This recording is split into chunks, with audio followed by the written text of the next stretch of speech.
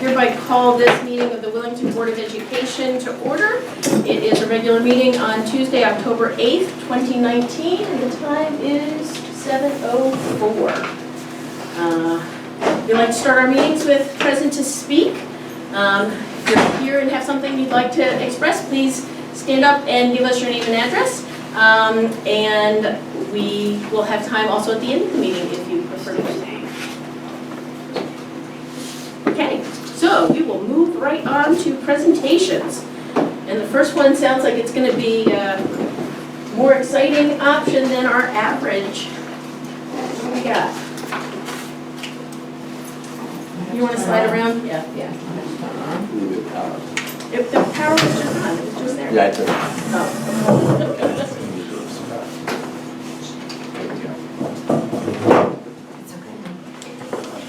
You want to introduce yourself?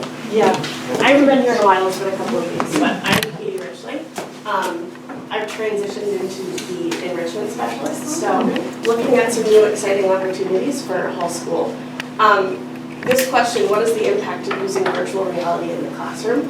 Teachers know that the number one way to get students to learn is to engage them. And what better way to engage students than provide them with new exciting opportunities to learn, taking them to places they've never been before. So this brings us into the world of virtual reality. If you haven't seen virtual reality before, this is just a brief glimpse at what it looks like in the classroom.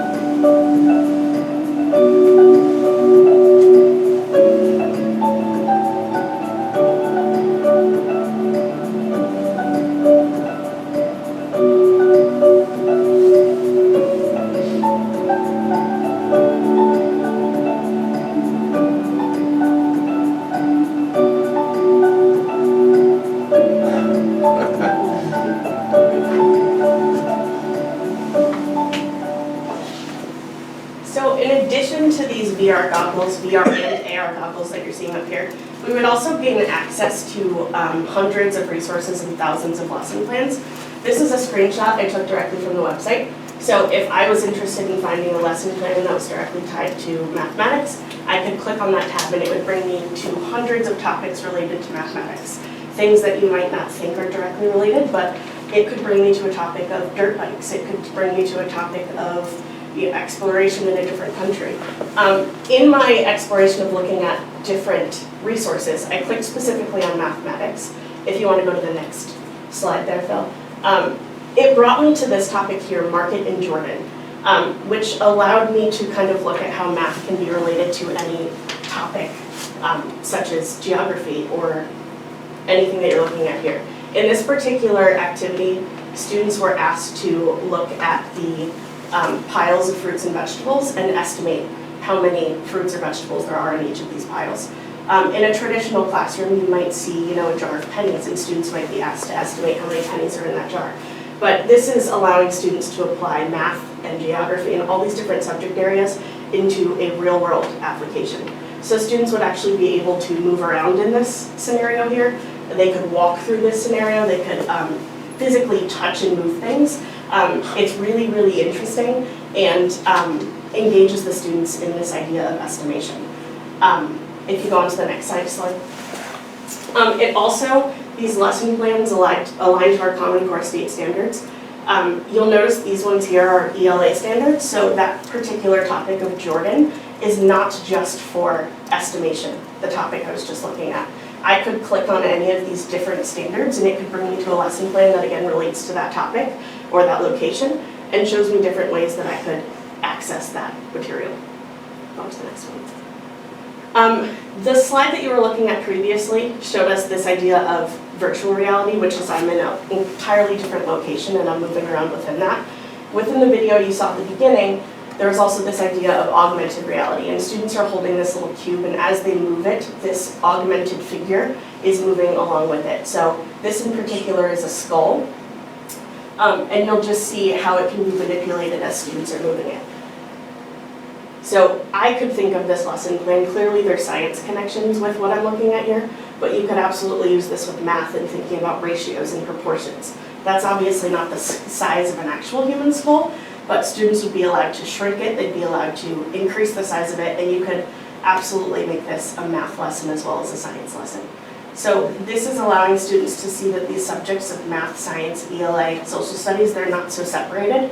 All of these things are incorporated together. And in students understanding the content of these subject areas, they're able to use these 21st century skills that we're constantly teaching students to communicate and elaborate and just kind of work together in using these virtual reality or augmented reality goggles. Just a quick couple of reasons to use virtual reality in the classroom. Some of these things I highlighted, but some really interesting points to be made. I also put in front of you a couple of lesson plans that go into greater detail. The first one is their life on Mars. Again, obviously a clear science connection, but if you look on the backside, it displays how this particular virtual reality scenario could be used in art class, it could be used in music class, it could be used in many different scenarios. The second lesson that you're looking at there is an example of how the augmented reality portion of these goggles could be used. So students would actually be able to look at a human heart. They could move that human heart around, and this could be used in, again, in art class. It could be used in PE class. It could be used in a traditional science classroom. So rather than students flipping through pages in a textbook, they're actually looking at this human heart and they're able to label the parts of the human heart and think about and talk about and really see how this human heart is working in action. Anyone have any questions on this presentation or the lesson plans that are in front of you, or the benefits of virtual and augmented reality? So is that something that we are planning on purchasing, or we already have it? So this is something that I've been researching over the last couple of weeks. I'm in the process of getting some quotes and kind of looking at our options. I will be sending those to Mr. Stevens to look at. So it's something that I have been researching to see how it can be incorporated into our classrooms. We really wanted to see if this was worth our time, worth our money, and there are so many benefits to this. So that's why I'm bringing it to you today. Well, I have a question. Sure. It's actually, as you are researching, so if you could please research, as far as I know, the level of children getting tired after using those goggles is very, very high. So they're really getting tired. If we do it at the end of the day, I guess it's okay, but if it's in the beginning of the day, then we could jeopardize their success during the day. So if you do your research, if you could please pay attention to that too when you bring it back to us. Yeah, and that was part of what I was looking at here, and most of the sets that we're looking at are in sizes of 10, and obviously our class sizes are not 10. So I would see this, if I was incorporating it in my classroom, as something I might do in a station activity. So they might be using this particular, the goggles for 10, 15 minutes at a time. They could then use the information they're learning or what they're seeing to kind of help them with another activity. So I don't anticipate this is something, as soon as they walk into my classroom, they have on for an hour and 10 minutes at a time. It might be something we're using for a small portion to initiate a lesson or to conclude a lesson or whatever it is for small portions of time. Okay. Katie, is anyone using this around us? Not that I know of. When I reached out to some vendors, they had talked about how areas closer to the shore were using it. But in my research, nobody close to us is using this. So it's very, very new. The research I was doing, most of the research was 2015 and on, so it's very, very new. I think that's part of what makes it so engaging for the Yeah, kids, is that it's the so very, kids- very new. I was right? asking the kids about these things and kind of getting their input on this, and they were just as engaged as I was. We were like researching all this stuff together, like Miss Richland, look at this opportunity, this would be so cool. So it was really fun for all of us to kind of look at the opportunities with VR goggles, so. I had the opportunity to be in a refugee camp with this, so that you literally could walk in any direction. Yeah, And it was a real refugee camp. Yeah.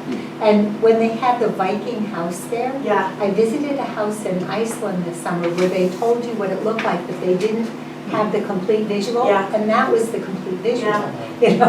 Yeah. When they had said there's a fireplace in the middle and there's benches on both sides. So you could see the ruins, but then you could see what it would have been. Exactly. Bill, would you mind So- going back to the slide with all the selections on topics right here? What was also really interesting to me is we talk about virtual reality and you think that, this could be easily incorporated into science, math, ELA, but in looking at these options, I could easily see this being incorporated into our STEAM classes.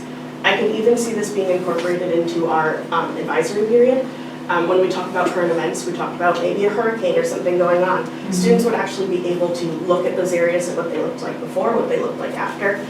Many of our students might not be given the opportunity to see these areas. I mean, we're limited to the confinements of our classroom, so it's really providing them with opportunities that otherwise they wouldn't be able to see.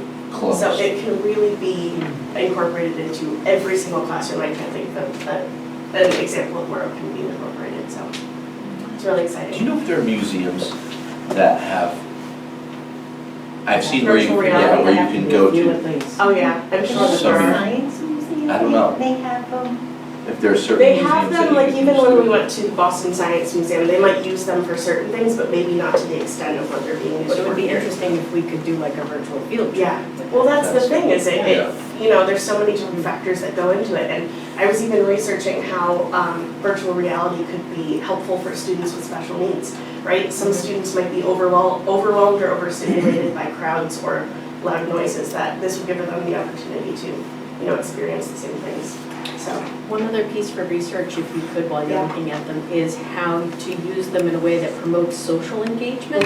Because I think a lot of our kids have a lot of screen time Yeah, and a lot of engagement with technology, and I'd Yeah. like to see them also build their social skills using this as Yeah. a way to get there. that was definitely something they highlighted in what I was looking at on their Yeah, websites. I see that up there as one of the topics, Yeah. but that can be built into all of the activities. Yeah, It doesn't have to be absolutely. standalone, but I Yeah. think it would complement each other, and to do it only as a technology Yeah.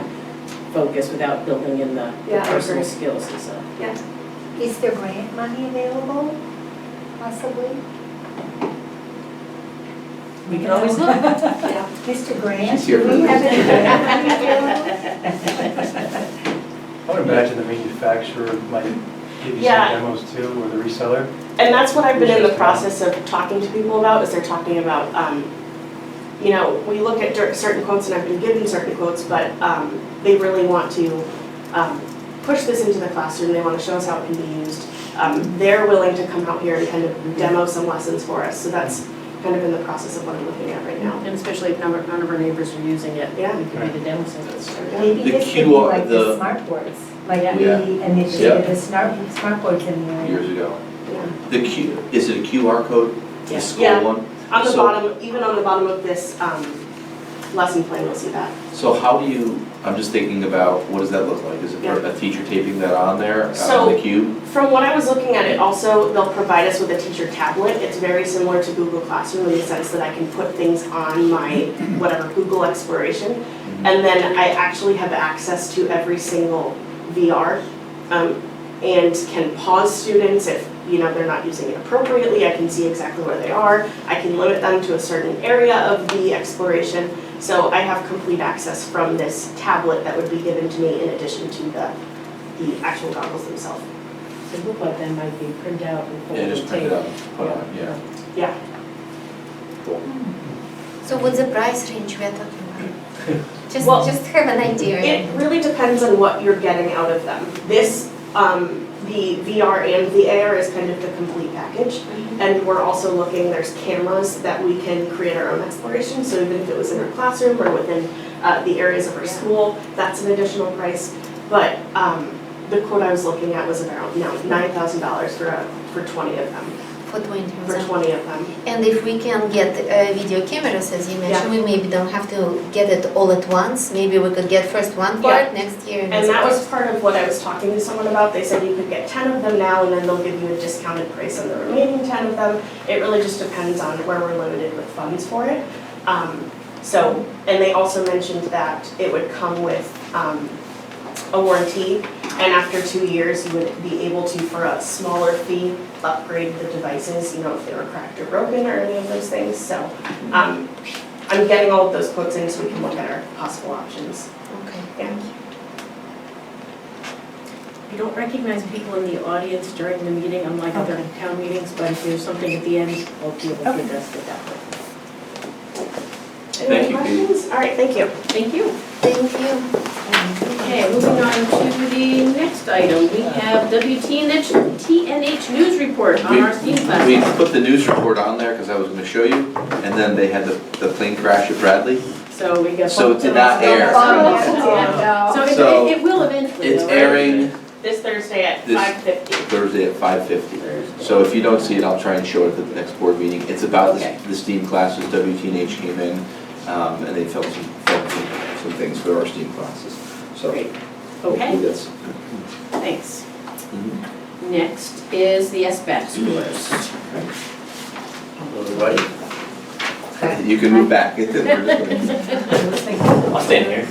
We'll start it off. I want to start my presentation on thank Ms. Richard for her presentation and her leadership. She's been one of the most important leaders in our building for bringing about some really important instructional changes and upgrades. So, Kate, thank you. And I'll be the one to say thank you, but you can also leave if you can. Oh. Thank you. I'll stick with this. Nothing felt against you. Thank She's you. ready for this riveting presentation. Try to top mine. I don't have any videos, but all right, so we're going over SBAC. SBAC that you hear everywhere, Smarter Balanced Assessment Consortium. 12 states involved in this assessment. I have a special grand prize for anybody who can guess how many students across the country take this assessment every year. Anybody? 6 million? On the spot, how'd you do that? Did you? My secret? Man, I have to give away the charger out in the parking lot. No, I'm just kidding if anyone's watching at home. It's not happening. All right, so Smarter Balanced. We're going to talk about our outcomes, and then we're going to, most importantly, talk about action steps and an action plan for each school about how to go about tackling our next steps in our buildings. The assessment is computer-based. It's delivered on the computer. It is adaptive, which means if a student gets a question correct, they move on to a harder question. If they get the question incorrect, it steps down and goes to a more accessible question for them. It is standards-based, like Common Core state standards. And the assessment consortium came together starting in 2009 with the objective they wanted to increase student career and college readiness. And so that's really where this assessment came from, beginning in 2009 and being rolled out from 12 to 14. Okay? So, the detail of our test scores for this year, for the summative assessment, is just one indicator that we use to track student success and to plan for our students' instruction on a yearly basis. We have summative assessments that we use that are curricularly based. We now have iReady, which is going to be very important as a standards-based assessment that is also nationally normed, will give us information. And we have a number of other assessments that we use. So I just want to stress that this is one assessment. Okay? The tale of this is really the tale of two cities. We're going to see some scores that we are disappointed with, that we are going to address, and we have a very detailed plan on how to address. And we're going to see some scores that we're growing and we're doing quite well with, especially compared to those in our area and like districts. Okay? Students? Thank you. So on to language arts. Every student 3 through 8 takes this language arts assessment unless their parents have opted them out. And here are our scores. And this is when I say we have some scores that we're disappointed with. We were disappointed in our language arts scores this year. We began our process to have the Readers Writers Workshop in all grades K through 8 last year. And so talking to a number of colleagues that have gone through this process as well, looking at a lot of research, these numbers are indicative of us just starting this process. The next phase of our process is really in-depth professional development around the elements of Readers and Writers Workshop. We've planned for that. I'm going to show you that later on in the the presentation, but we definitely have a detailed plan to address any concerns you see on that screen. This is, of course, a cohort analysis. You analyze a level 3 or above because a level 3 is what they consider to be proficient for standard on for aspect. And we're comparing students to themselves. That's what they mean by cohort. So when you read grade 3, they've only taken one assessment, that's why they only have one data point, and so on and so forth. So this takes away the guessing work when you're comparing different groups of students. So just to make sure I'm reading it right, so for the 4th grade line, the 65 and the 46 is for that same cohort that were in the 3rd grade last year and the Correct. 4th grade this year? Yes, that Okay. 65 represents 3rd grade, 46 represents 4th grade. Got it. Do you have any questions about cohort? Yes, so just to make sure that we all, so like look at the 4th grade, right? So the 4th grade, we had 65% the year before, and they went down to 51%. Is that what I'm looking No, or do you they just went read down right 46? across, you read right across. So just It's the same across, group. okay. Yeah, 65, All right, 46. this one. Was the test the same from Test year was to the year? same this year. Okay. They just took the 3rd grade one year and the 4th grade. Correct. finished.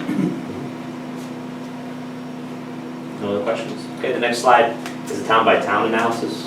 These towns, the towns that you see above that DIRG average, DIRG stands for District Reference Group. Those are districts that are somewhat like ours in socioeconomic makeup, in number of students, in number of families. And we chose ones in our reference group that are in our region as well. And you can see ELA where we stack up against those in our region. Mansfield is below, they are not in our DIRG. But we always put that up just to see where Mansfield lands. Questions about the language arts scores regionally?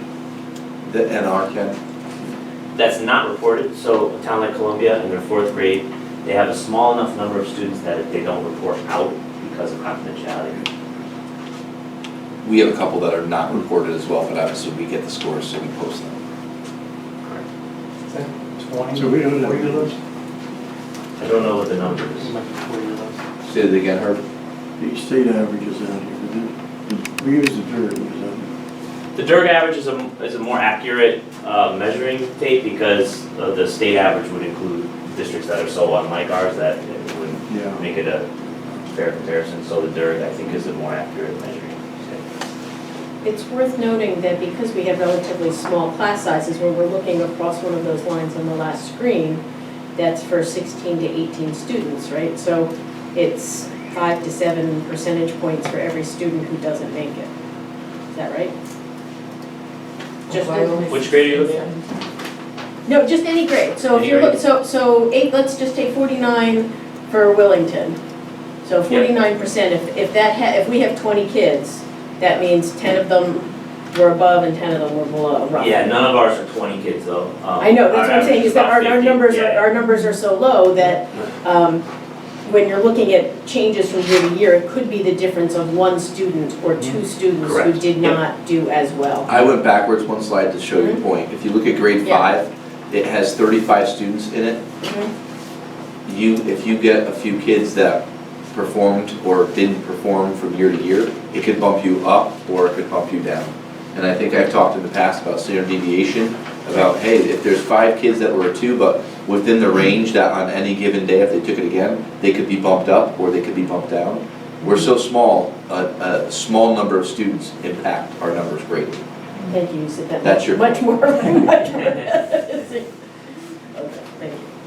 Okay. You had mentioned that we're in year 1 of the Readers Writers Workshop. Currently year 2, and that's Year 2. and 5 Last through 8. year. They've been doing Readers Writers Workshop, I believe, for this will be their 3rd year now. So for Mansfield, are they further ahead with that? I don't have an answer for what they're using. I'm just wondering if that could account for the. There's a lot of little things bit that go higher. into that.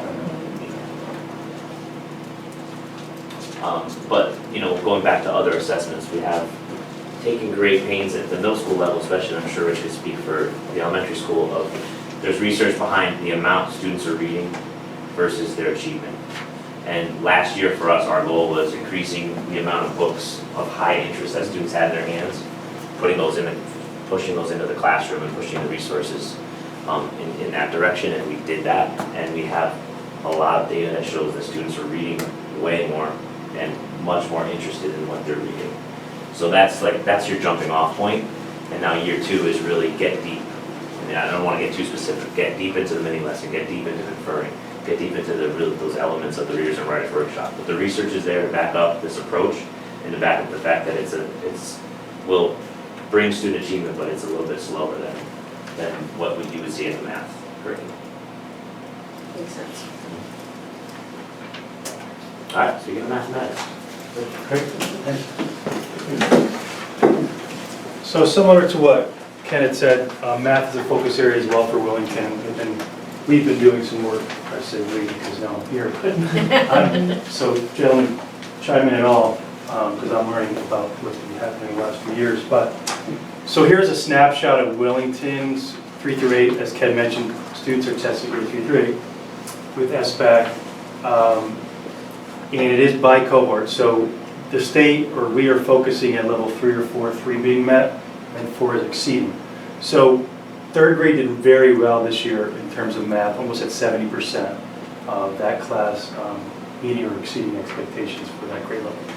As the grades get higher up, and you can see the trend of the state, the scores do change. It's a very rigorous test. I've taken this test before as a practice test. I don't know if any of you have. It's hard. It's hard. And, you know, curriculum has shifted. We've aligned with Common Core and the demands, and really the concepts have really dropped. Like 3rd grade is now doing 4th grade work. So it's really a more rigorous approach compared to what we were used to with Connected Mastery and Connected Standards. But as you can see here, district average about 56. There was some considerable increases, or decent increases in the middle school, 6th, 7th, and 8th, with the adoption of the illustrative math program, which is directly aligned to Common Core. And I believe, from what I understand, that resource was published or produced by those that were part of writing the Common Core standards. Professional development has been done in the district for the last 2 years around math instruction. I know at the elementary level, K4, math workshop was adopted in 2018. And math workshop is very similar approach to Readers and Writers Workshop, where there's that mini lesson that Ken mentioned, and then teachers working with students in small groups or individually, kids working on that same concept that was addressed in the mini lesson, and then a share out or a reflection as to what was learned within that lesson. And students are also in stations as well. PD was done in June of 18. There were 2 staff days involving the math workshop. Number talks also have been implemented in the last year or 2, I should say. It's usually at the start of every math lesson, where the students will have an opportunity. There's a skill or a problem that's provided, and it's an opportunity for them to really think and to process how to solve that problem, and having multiple approaches to the problem.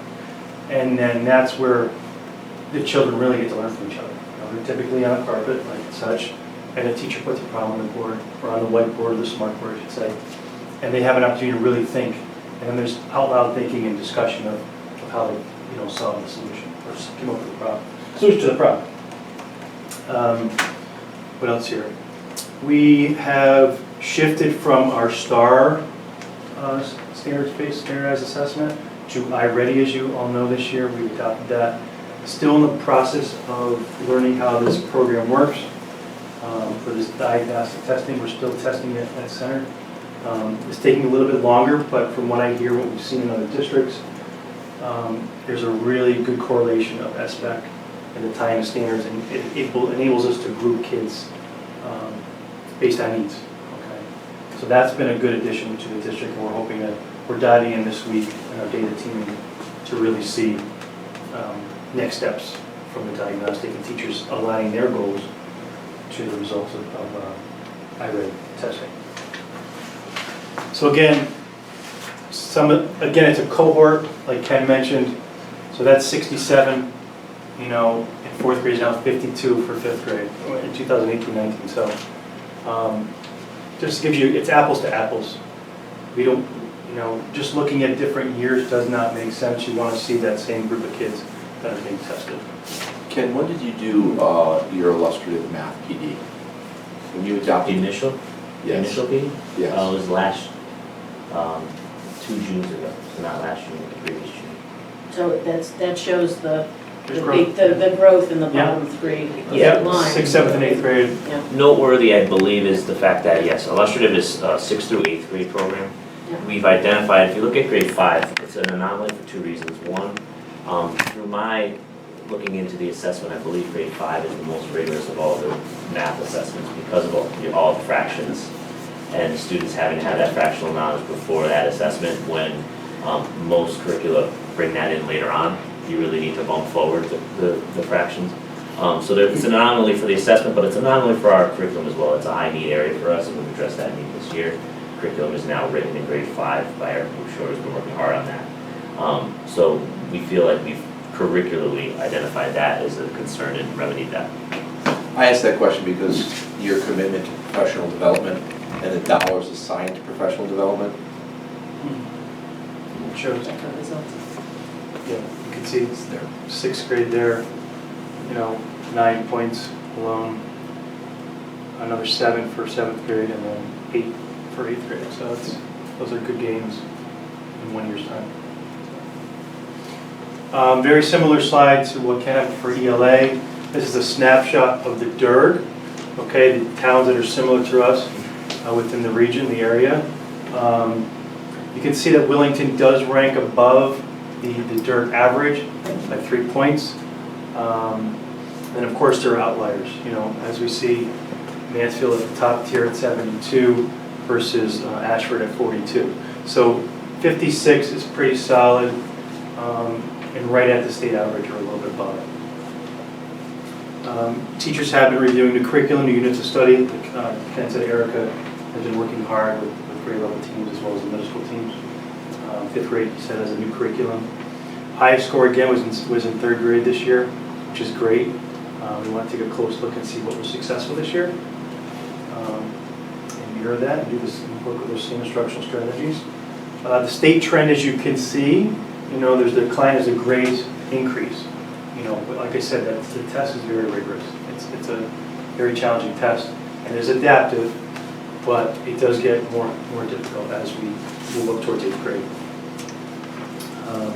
And Paul has partnered up with CREC in the past year or so, 2 years, coaching with math, so that has definitely helped the efforts for math. I think Willington, looks to be in a solid spot in comparison to other towns and the state math results based on the efforts of PD, curriculum, and then also the illustrative math program. When I look at this slide too, I just want to point out the inconsistencies from grade to grade Yeah. are across all towns. Look at Columbia in that 3rd grade scoring 70, and then you've got 5th grade scoring 38. When you have small districts, you see significant swings. I mean, same thing, if you follow that Columbia slide all the way across, 66 to 36. They're just such drastic swings. Right. 86 in Coventry in 5th grade to 57 in 8th. When you start talking about 30-point percentage swings, that's significant. And so, it speaks to smaller districts and how smaller numbers can really change your outcomes. A few students can really make or break, like you said. Growth model, okay, so even on the Smarter Balance website, they even have a quote on there that says, it's interesting, it said, basically, they don't want you to look at the achievement level scores of 3 or higher. They said that it's really a short-sighted way of looking at the scores. And they say on the site, it should only be a beginning to your discussion, basically. So, in furthering our discussion, we should look at the growth model. So, the growth model, if I just have that next slide, thank you. Basically, the state has different bands set. Actually, it'd be best if I had the next slide, Sure. just to talk off of. These are the bands set by scale score. So the range of scale score, if you see that low 1 not met, as a 21-14 to 23-30, the target next to it, that 82, is the number that the state sets that they would like that student to grow for the next year. So that the next year when they test, they want them to be 82 points higher than their current score. As you see, the targets get less and less as the student progresses up to level 4. Basically, the thought being the state is trying to make students make up the difference and catch up to their peers. As they get up to like a 2490, the state says, okay, 60 points growth, and if they're really high, 25, 23 in third grade, they pretty much, if they maintain or get a 45, they've made their growth goal. So the state starts releasing now this growth model of looking at data. This is the third year we're bringing this to you. Phil and I brought this to you 3 years ago. And it's a really strong way of also looking at the data. So basically it's a percentage of a percentage. If I could try to explain this, and I apologize if I fall short, I'll try my best. So student A gets a scale score of 2420 in 2017, 2018. And the state says we would like student A, also named Timmy. I always use Timmy, Dave makes fun of me. There's no Timmy in our school. I always use names that we don't That's from have. Collie. Huh? That's from Lassie. Oh, Lassie and Timmy. Timmy, that's right. Well, I used Jebediah one time. And felt like so Timmy wants to, grow 69 points, and then he gets a 2470 the following year, and he gets actually 50. Okay, so that represents 72% of his target achieved. Okay, you take all the students in that grade, and you make the percentage of a percentage. And so that 59% is the percentage of 72, 96, and 10.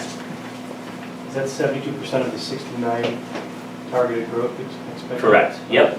For Timmy it is. He gets 72% on his. Jebediah gets 96%. He did really well that second year. And Susie, not Susie either, she only scored 10%.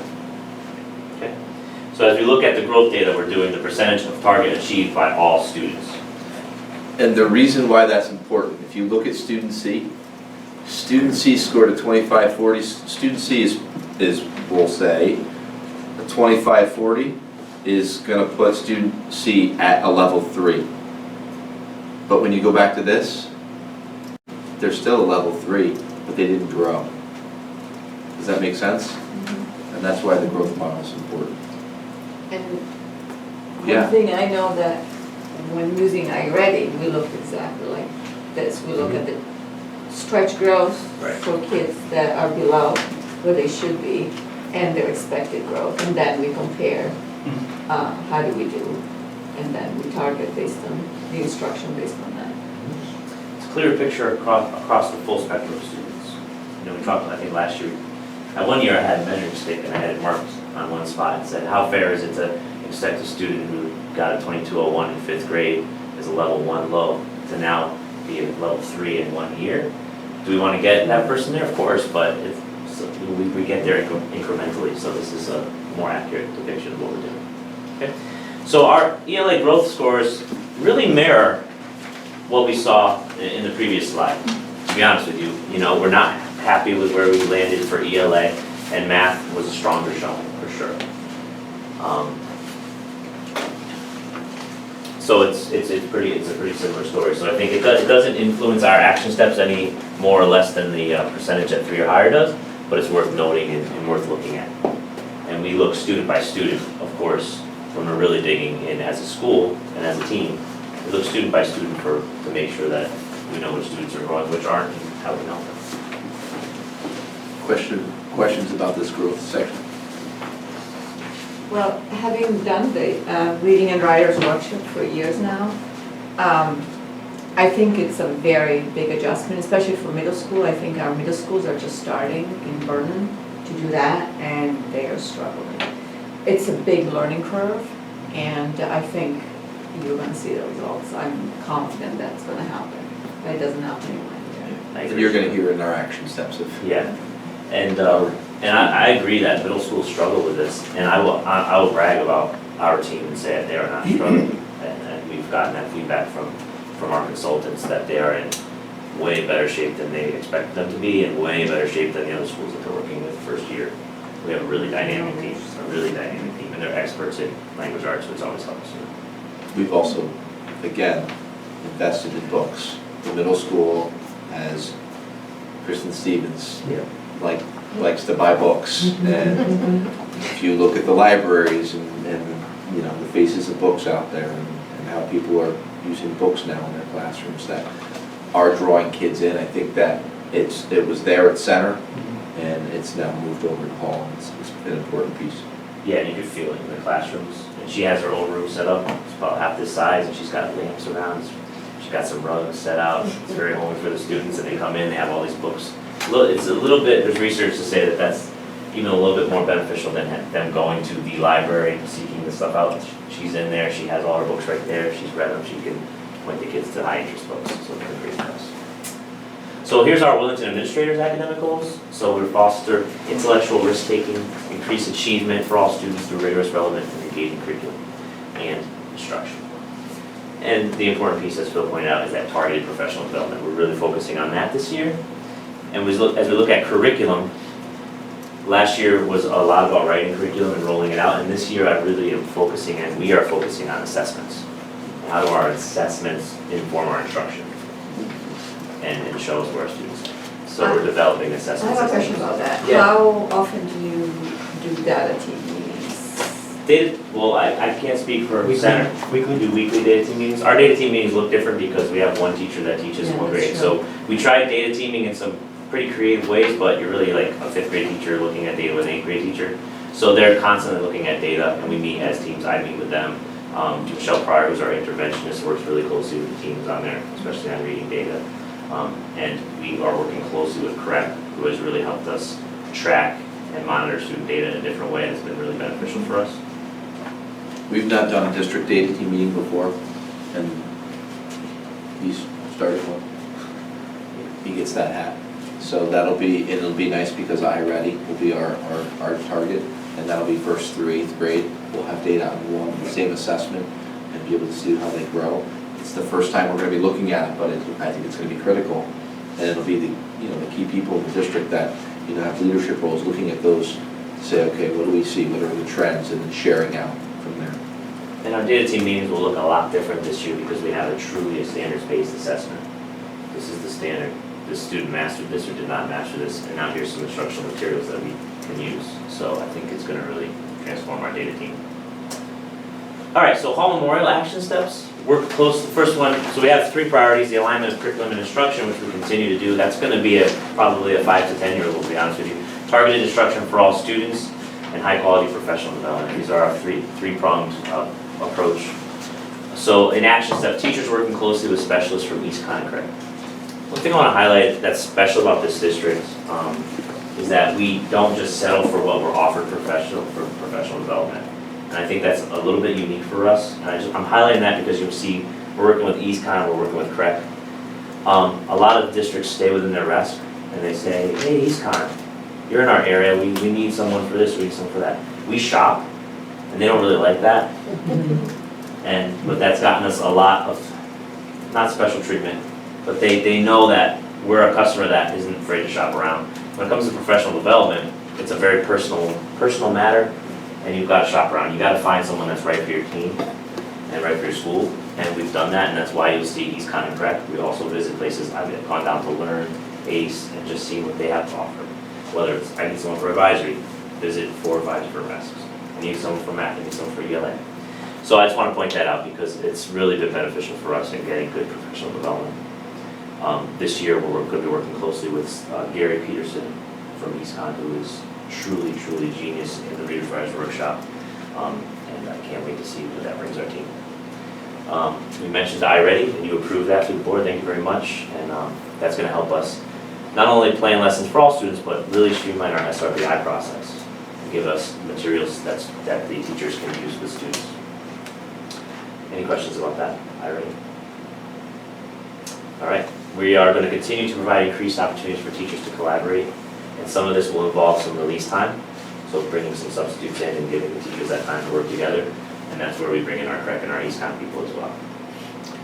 We're going to improve the utilization of the WIN block, the What I Need block, which you remember from our schedule rollout 2 years ago. The WIN block is being optimized this year and really focusing in on that targeted instruction that's a priority in math and ELA. And other students who do not receive those intervention services doing their independent reading time, which we know also contributes to success, is that time spent on task reading. So that's the individualized, targeted. That's the targeted instruction. Yep. And we use that WIN block for our Tier 2 instruction primarily and our pull-up Tier 3 instructions. And then finally optimize the use of our wealth program. So if any of you are familiar with our wealth, it's an after-school program that we run. It's historically been somewhat of a homework club, which can be beneficial, but I really feel like we can optimize that and make it another prong of our targeted instruction, really bring in those kids that need that intervention service and do that after school, and also use the iReady as a component of that. I have a question about the wind block. So if a student needs both reading and math, Yeah. how do you handle that? By days of the week. So if it needs reading and math, so there's one that they're gonna need. And a I'm little thinking more like tier 3 students. bit. Tier 3 is difficult, so you'd have to find another time of the day to get all their minutes in, because tier 3 is pretty intensive as far as minutes. So if I were pulling a student out, if I were the interventionist, I would pull them out of their wind block probably every 4 to 5 times a week for that one subject. And we would start with reading. We start with reading. Thought being, of course, that's really, if they can't read, they're not gonna be successful in math, especially with the word problems and everything. So we're really focusing first on the reading, but then we find another time that we would pull in for the math. And that's where the wealth could help as well. Because the wealth could also be used as a tier 3 intervention. Which is also another program you fund. Now, this is after school, so we found that, so teachers work. Teachers work extra. For the kids who don't need intervention, what do they do during the week? So that's the independent reading is a big component of that. Okay. Another thing we found beneficial is band lessons and course sectionals. That sounds a little unrelated, but what it helps us do is get those numbers down, so when we're trying to do that targeted intervention, that math teacher only has 3 or 4 kids, Right. rather than a group of 20. So that's why. And the music people are having two kids to instruct on the instruments. Yes, yeah, and they can split them up. But the teams work so well together that they know if a student is struggling in math or ELA, that's their That's where they student. need to be. Yeah, that's where they need to be, and the music teacher understands that. Now, I can't remember what we had decided on iReady. Yeah. Since iReady is also adapted Mhm. for the tier 1 students, could you use the math lessons, or we don't have access to those? You could use them, but it's an additional expense. So we're We not. don't use it tier 1 Okay. currently. Alright. We started at tier 3 and then rolling it down to tier 2 as our licenses allow. We currently have 50 licenses for each subject Okay. across the district. Alright. So right now we're at about 38 licenses we've used of those. Other questions about our action steps at all? And for center, there are 3 priorities as well, looking at curriculum, instruction, targeted instruction, and then obviously professional learning. The continuous, this is kind of like a recap of what we kind of talked about, but the continuous usage of math talks that were brought in a couple of years ago, workshop model for math and reading and writing, a number of curriculum updates that have happened for math that align to standards. In terms of targeted instruction, like WIN at the middle school, what Philip put into place years ago was Learning Lab, which is an intervention block for each grade level, where students are getting additional supports and even sometimes getting pulled for other services within that block of time. So, and Kristen Stevens has done a phenomenal job and continues to do work with books within our classrooms and obviously in our, what do we call that, in the cafeteria? It's like a Starbucks in the caf, against the back wall. She's always updating, Yeah. looking for high interest books and, write their books for students and, that's where the space is in the building right now. That just more engaging for kids. And what's exciting this year is like Ken mentioned, Gary Peterson from EastCon. We met him together as an admin team and he has a really high level of energy and passion for the workshop model. We're excited to see him bring some formal training at our schools. I haven't gotten a contract for them, but it's coming to you, and it's gonna be on professional development money, so it's coming. Gary worked for Readers and Writers Workshop, the place. If we were to book him through them, it would be about over twice the cost. It's about $2,000 a day. And so EastCon hired him, and we are scooping him up very quickly. Yeah. So Before he becomes well known up here. When 'Cause he's gonna, are you doing that training? Do you know yet? Is we that- just booked the first day. October with 15th. the center. Oh, good. But I still don't, I'm waiting for it, this is all, we're moving here. It's happening. Yeah, we've actually hooked up with two different people at EastCon now. They're using, but beyond her, Jim. Oh, Jim Collins for Jim restorative Collins, practices. for restorative practices. We are getting some really good resources right now from EastCon. grade level teams continue working in team meetings. ELA and math. We are just we've been talking about those for the last few weeks, but impatiently waiting for the iReady data as our standardized measure, and aligning teacher goals to SBAC and to iReady, of course, making sure that alignment is there. And really starting to take a look at making sure that we're exposing children to these SBAC type experiences that they're going to see come end of April or May in the upcoming weeks or months, I should say. So, Do you do the interim assessments, the SBAC interim assessments? we have not as a district. We just talked about it, yeah. We brought it out this week or last week. So, Yeah, I Something to think those consider. are. Are you I doing find very useful. Well, this year is the first year they're actually put into our pacing guide okay. for math. I don't know if it's for reading. Because what was happening, we were told to do them, but we were kind of, you know how it goes in the classroom. Sure. That didn't always happen at the right time. Right. So it was important for the administration to put in our pacing guide, so we know. So like now we're finishing the first unit in 5th grade. Yeah. And now we're gonna do the one about number and operations. Sure. And we find those useful, it's just. Are teachers scoring those? Um, They're not online, right? No, some of the word problem, yes, Okay. but most of them are scored, they Oh, it is? scored. Okay, yes. okay. And by question, so and then they give you reports on how many students missed that question, so you can do some bigger groups instruction Sure. or smaller group to target those So it can inform your classroom. by type of question. When we met with Gary, that was part of our conversation. What are the options? What can we put out in front of students that is going to be a good predictor and an example to expose them to, so they can see it. And test stamina as well. Yeah. We're afraid of test. Yeah, I Right. know, Test. I know, that's It's one of those things, tough when you're doing balance. iReady 3 times a year, obviously we have our curriculum assessments that we're doing, and then you also add an IEPs, you add an SBAC in the end of the year. That's one of our concerns, and that's why we kind of held off on those, I would say. But we need to find a way to, Yeah, I think Exposed we've students. taken off some of the other district tests because of that Yeah. type of concern. Yeah. We actually just discussed this as an ELA team, to take away some of that, we're gonna pull elements of the IABs into, quick formative assessments, like exit slip, just quick, problems at the end of a lesson, and use that to inform instruction. They're still getting the exposure, but it's not slamming them with sitting down at the computer for hours at a time. it's good. Questions, any SBAC questions? Okay, thank you. Thank you.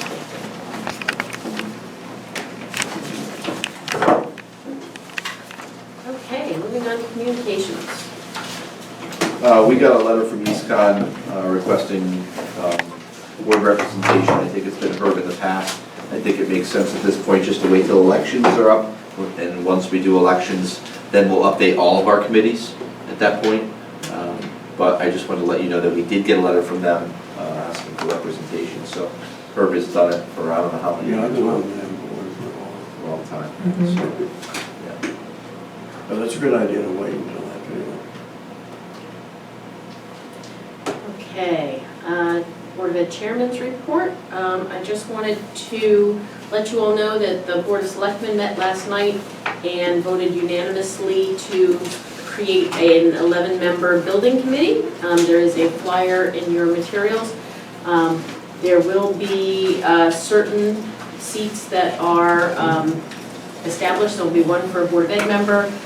Phil will be an ex officio member. The first selectman will be a member, and I believe the Board of Finance has a member too. And I think there's another one that by state statute requires a person with building experience, building and construction experience. And there's a fifth one, I can't remember. There's 5 slots for general folks from the community, so that have no, that does not mean that if there was more than one person here, you couldn't represent the community, so we don't have to narrow it down and pick just one. But the process is to notify Robin Campbell and include a letter of interest and qualifications. The one thing I would note, both for all of you if you're considering it, but also for anyone that you might be recruiting, is that it's a pretty significant time commitment. So more so than sitting on this board, for example, that only meets once a month. So please take that into consideration when you are recruiting people from the community. If they have 20 other commitments, that this is going to be a significant lift. This is not a light committee. Are there any questions on Kiara that? and Ann were the two that had said they were interested. I don't know if the board needs to vote on that, or if it was kind of decided already, but because there's only one slot, you Who are interested, is that? Kiara and Ann are the two that, I'm interested. so you have to figure out how to, if you What the want to process apply is. to Well, we the board. could each apply. Yeah. Well, And let's see yes. what we get. If there's only 11 people in town who apply, then it'll be really straightforward. So, yeah, so if you're interested and have the time to commit, please email Robin with a letter with your interest and qualifications. So we have a client, I've seen There's it. a flyer with the hands. If not, you can have mine, because I know That's all right, no, I already saw My hands are full, so I will give you my handwriting. if you're Hot interested. off the press. Okay, it. Yeah, that's all right. you don't have to. I've Here. seen it Here, on the take PTA just take page. it, that's fine. Okay. I don't have it here. Yeah. Where- Did you You get can take mine, because I Bob? saw it on the PTA Facebook page. Here, underneath, you can also take mine, because I don't know the top. Okay, there you go. I have it here. Thank you. Okay, Which, moving how on. many will be on that? 11. 11. 11 people plus Phil as an ex officio. The meetings will be open to the public, so if you're interested but can't commit to that level of time, you can participate by attending the meetings.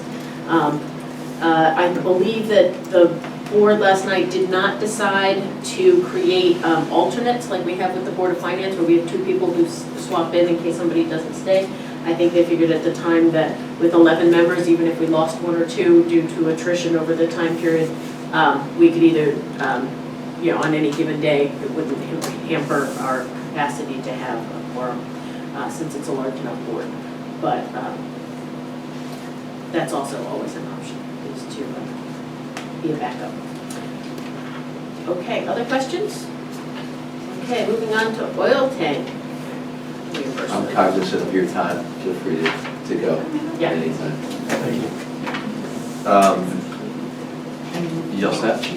No, that's right. So the oil tank, the paperwork, the reimbursement paperwork for the oil tank was submitted to the state last week. It was very interesting because this is supposed to be the smoothest part of the process, and we didn't even have to submit it online where they said that we were supposed to submit it. I just called and said, how do we log in? And she said, just email me your stuff. We did, and it's submitted. So Okay. we anticipate we're gonna get back $80,000 on the project, and again, that goes to the town, it doesn't go to us. But because the project came in on budget, I think they'll be happy to see their money coming back in. I'll keep you posted when that money does come back in. Yep. Financial transfers, normally we do transfers this time or in September, and I still want to wait because I still have 2 open positions. Good night, Ken. I still have the open math position and the open science position. Katie is filling that position, the kind of makerspace position, but she's still in her science classroom until we can find someone. So applications are still trickling in, but I didn't want to have any financial transfers because of that yet. One area you may want to consider in the very near future is requesting the Board of Finance to transfer funds from the approved roof projects at Center School and HMS to patching projects at both schools.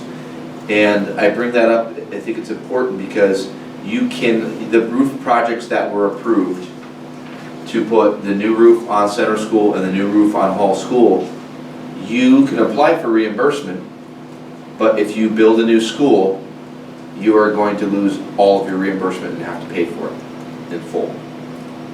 But we couldn't patch and still have it be reimbursable if we were gonna not build The a school, patch patching is was a. a was a- lost, Right. it's an investment for a short period of time, But it's but the right approach now if we're gonna prove it at building a school. correct, because, Okay. you don't know the outcome of the new school building project this time, so I don't have a number for you yet. If you wanna do an up to, we're in the process of trying to get quotes, and when I say patching, I'm not talking about $4,000. I'm talking about a significant patching process. In the past, patching for us has been, under $5,000, going out with a crane and circling spots where we can see there's a mark on the roof where it could be a leak. We don't know where the leaks are. To pay for this process is gonna be in the tens of thousands of dollars, I would expect, for both buildings. It's not reimbursable. My suggestion would be to ask the Board of Finance to transfer the money that was put into the roofs, and remember, you're talking about approximately $400,000 that was to the cost to the town, to use a portion of that money for patching, so that way, when you're in the library, it's not raining at Hall School. When you're in the hallways at Hall School in the upper hallway, it's not raining in the hallways and we have 10 buckets out. Right now, it hasn't rained for days.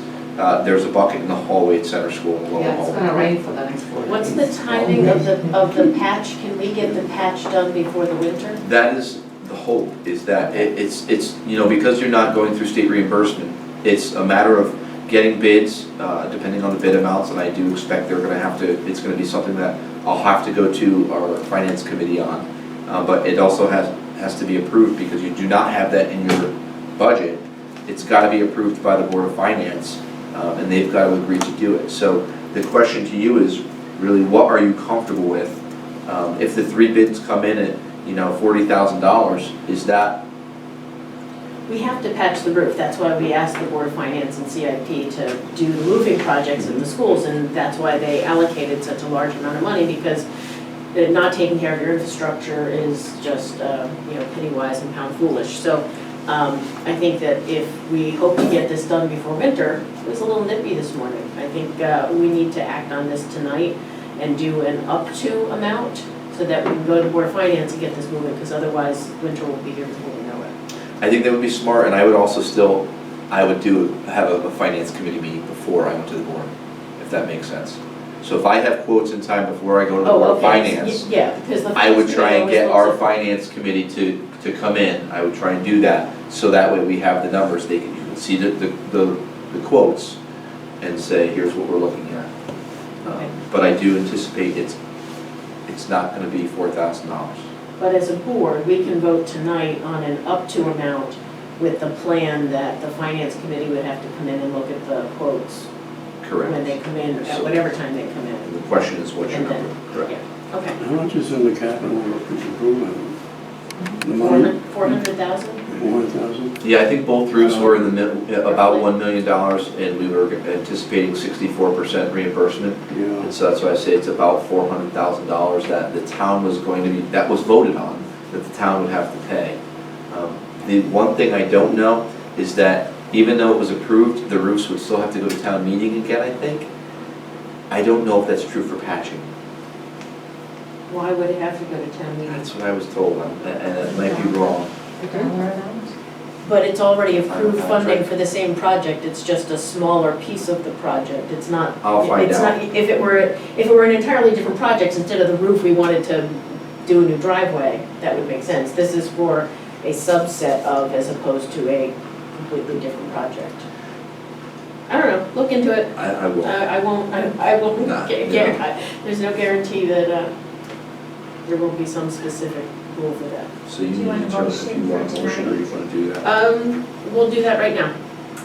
I move that we request up to, do we want to go with the max, the 400,000? No, not the full amount. What amount, what would be the amount? Was it 40 per school, you think, is the max? that we I don't can know. have?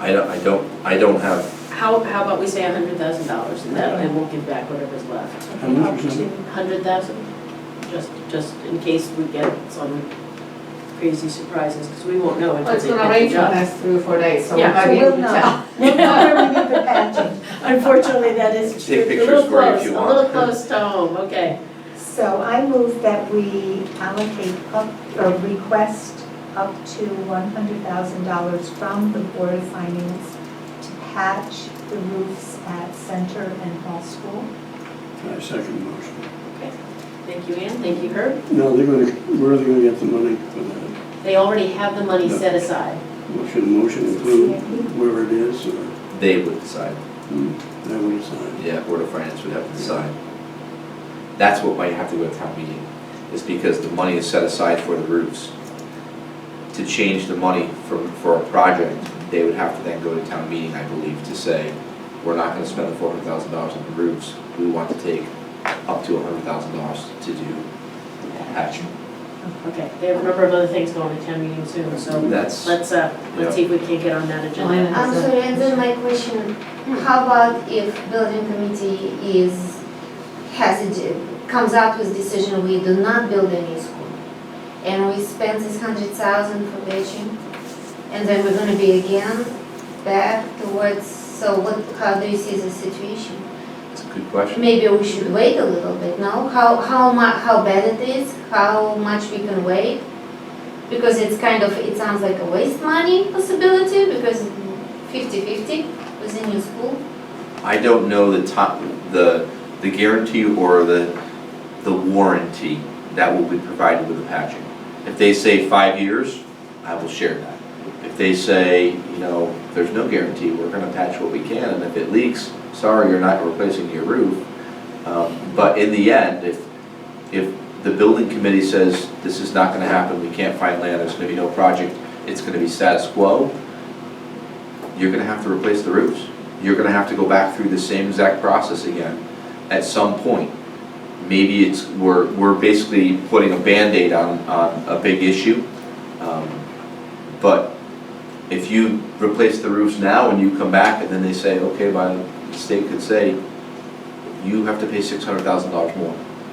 So how about if we look differently at this question? For example, Central School belongs to the town. If we do put a brand new roof on the Central School, and this was a whole school, because we're still going to use it. Somehow the town is going to use Central School. If we build a new school, we still use the Central School. Whether we sell it, we have authority to use that school building. Well, we don't have that authority over the whole school. So if we do it half of it.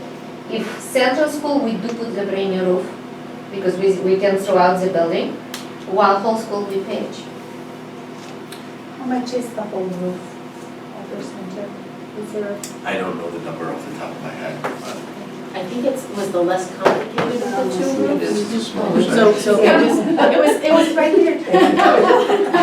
Finally, yay! It's been worth carrying that around. The answer is somewhat under 200,000. We think of the approximately 400,000 that part of it was for Center, part of it was for Hall. Hall is a more Yeah. complicated roof line. So that's the whole point. If we spend if we put brand new roof, 400,000 for both buildings, means 200 and 200. Yep. We put the brand new roof on the Central School, because we still need it. We're not gonna say goodbye to that building, it's a very usable That makes building. perfect sense. Then with the second one, we're talking about throwing out up to 100,000, or just spending, or spending just patching up. So we are in danger to lose a much less amount of money for the town if we, not just the school. The difference is that if we stop using Center School as a school, we won't get any reimbursement, we will have to pay back the full amount, whereas instead of, right now, we were So it'll be planning. So the roofing projects together, It's the full the amount. roofing projects together were $1 million, like 500,000 or 500,000. But of that, the state paid for a big chunk of it. So the amount would be more for one school than we have allocated for the town portion for now. You are entirely right that that is the Yeah. wise approach. And For I'm with how you, many so I just wanted to years? clarify. Yeah, for how many years we would have to return that amount? Can we, if they reimburse us for the roof on the for the Central School, if they reimburse us, how many years we could use it? Maybe it's 3 years and we are not entitled to return any money? Can we find that out? Or we are entitled for 10 years? If suddenly so you understand where I come from? We can find that information out.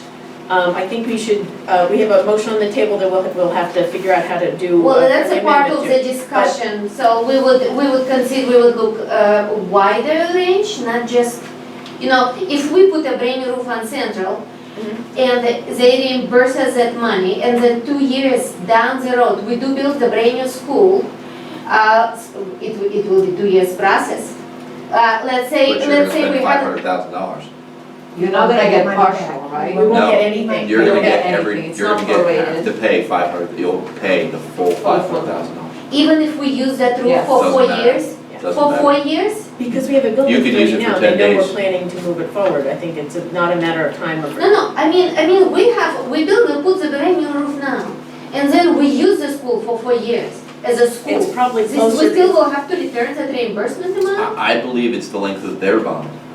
So if the length of their bond is 20 years, the state's bond, because they're bonding money as well.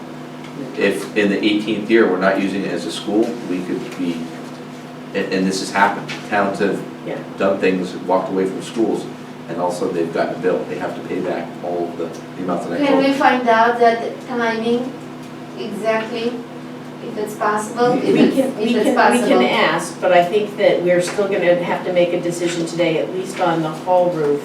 And I think we might Assuming want that's to, okay, we might want to reword this in a way that would fit. Can I just say something? Go ahead. You also have to be aware that you're making the assumption that you are going to maintain, the town is going to maintain center school. You're making that assumption. That is not the Board of Ed's job. The building committee's charge, one of their items will, I'm sure, will be to determine what to do with Hall School and what to do with center school. And in that charge, it's going to be their recommendation to the selectmen. It's not going to be a Board of Education decision. Right. So if they say sell it, and you put a roof on it, you're not gonna, so that's, I think one of the things that the committee will have to come up with. I think you're right about the length of their bond as being the time period. Whenever you get a grant from the state of Connecticut, if there is say you get a grant for computers and it's a 2-year grant, you get an after-school grant, it's a 2-year grant. If you were to buy computers with it, if they have any life left in them, you have to return them back to the state of Connecticut because they're not giving you a grant for perpetuity to buy things that have value later. So that's the reason why you can't buy computers with the after-school grant, for example. But it's because with a roof, you can't return it back, but you can pay them back for that cost. It would be considered a transfer of funding from the state to the town of Willington, even if they sold the building and got it back or whatever it is. So they might discount it a little bit for 2 or 3 years, but if it's a 20-year bond, they might take a little off. But But did we not- just say, both Corbin and Phil said that that's not the case? I think you have to pay the I entire. think you have to pay the whole amount, right? That's what Corbin's saying too. Okay. But we can sort of check. I did not ask about a time frame. All I asked, what DA asked was, if we were to build a new school, what would happen?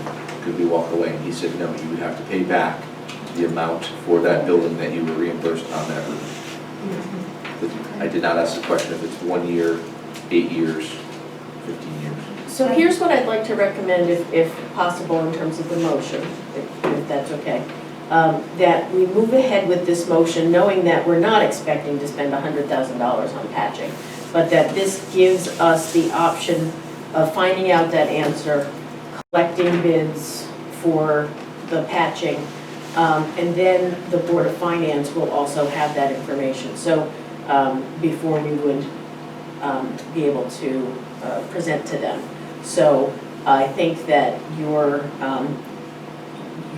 idea about not throwing away a patch, we will know more once we know what the bids come in at. If the bids come in at 12,000, your calculation is different than if the bid comes in at 60,000 for one roof.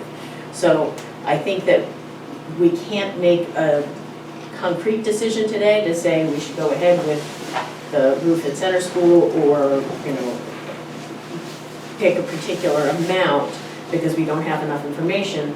And yet I'm hesitant to not put something out there because we want to collect bids and get started on this before the winter. How about if we, in the motion, we do not put the amount the 100,000, up to 100,000. That sounds like a big amount to throw out for me.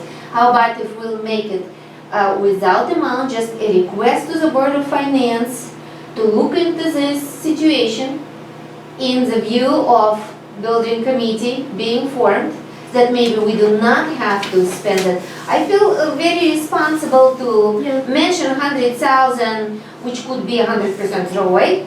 So how about no money, just a request for the Board of Finance to look into this question? You could do a little But split. the motion says up to 100,000. It doesn't say Which- 100,000. It's- Yeah, but which means you up could to. spend 12,000, 20,000, but not. And it's, again, it's up to the Board of Finance.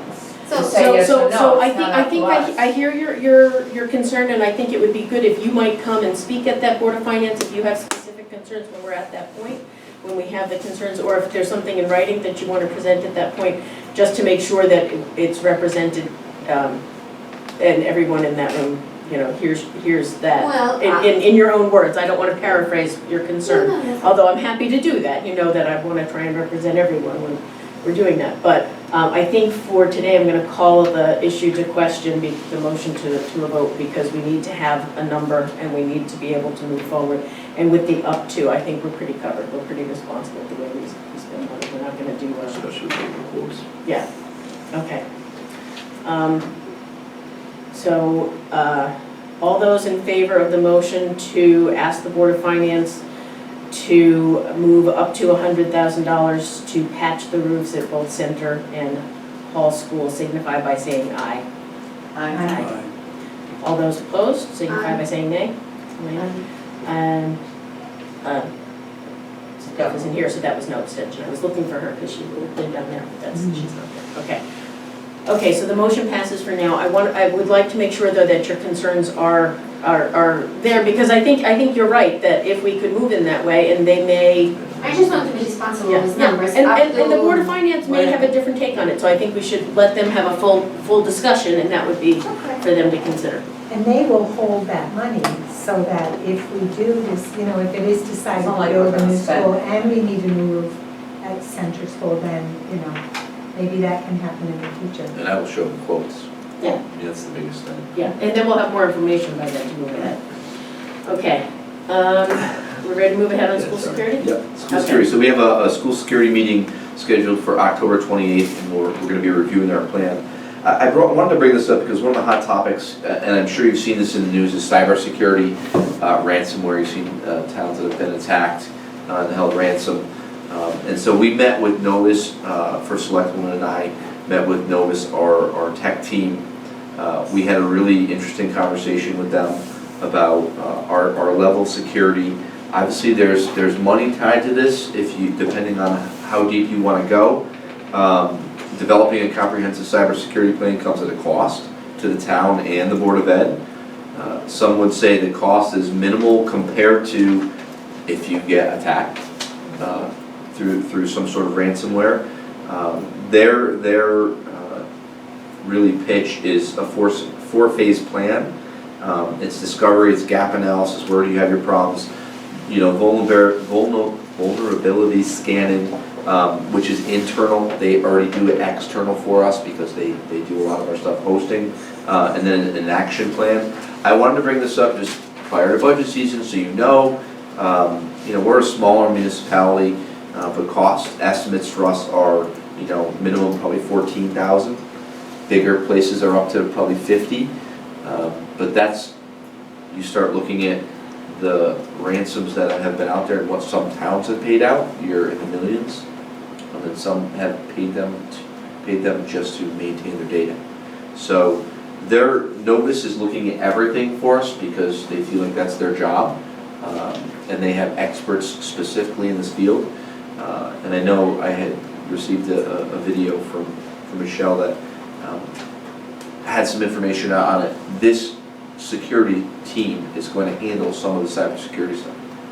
So they'll get to hear some of the specific things that we're already doing and some of the recommendations from Novus. So I will share that with our security team. Is the 14,000 split with the town, or is it? Yes, it's a good question. It's not just Board of Ed.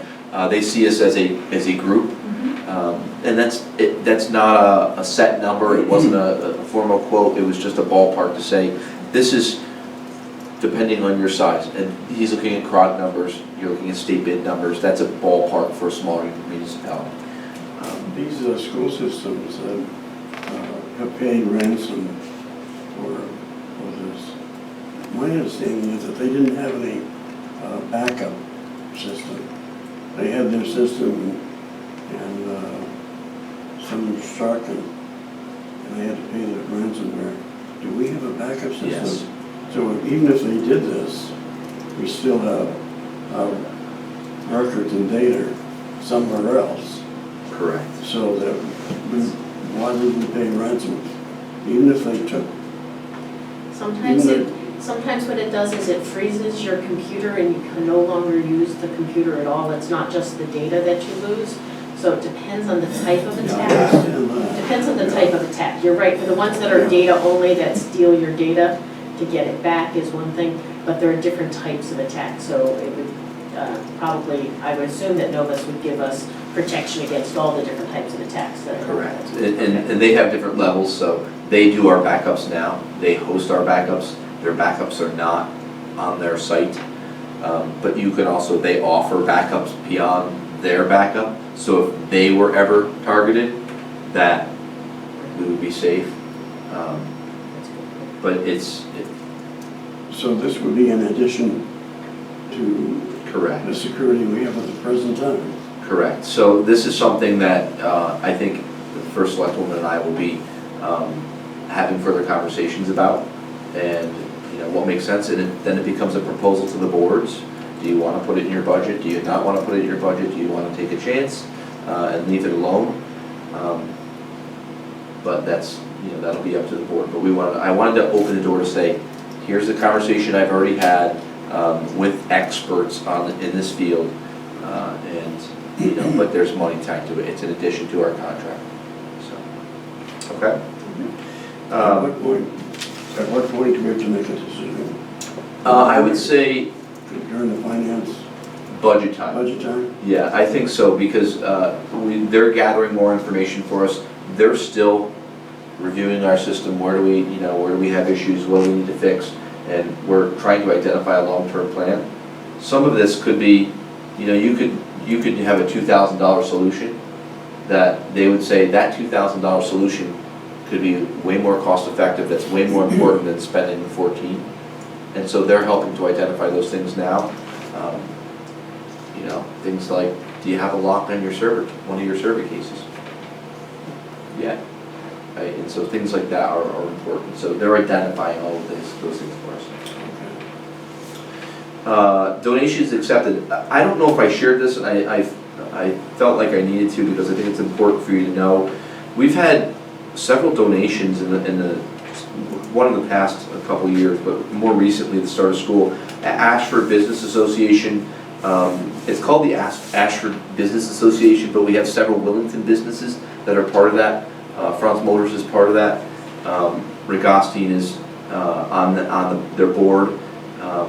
They gave us they called me and said, what do the schools need? We want to give them supplies. And I said, honestly, the schools are pretty good shape for supplies. And we ended up getting a donation from the Ashford Business Association and Phil Monty, his family. They called to say, what do you need? And the money was actually put towards students' lunch accounts, where we knew those families were struggling to pay off their lunch accounts. They were negative balances, and I didn't obviously tell the people who, but I have receipts, so I can see that money was deposited directly into that child's lunch account.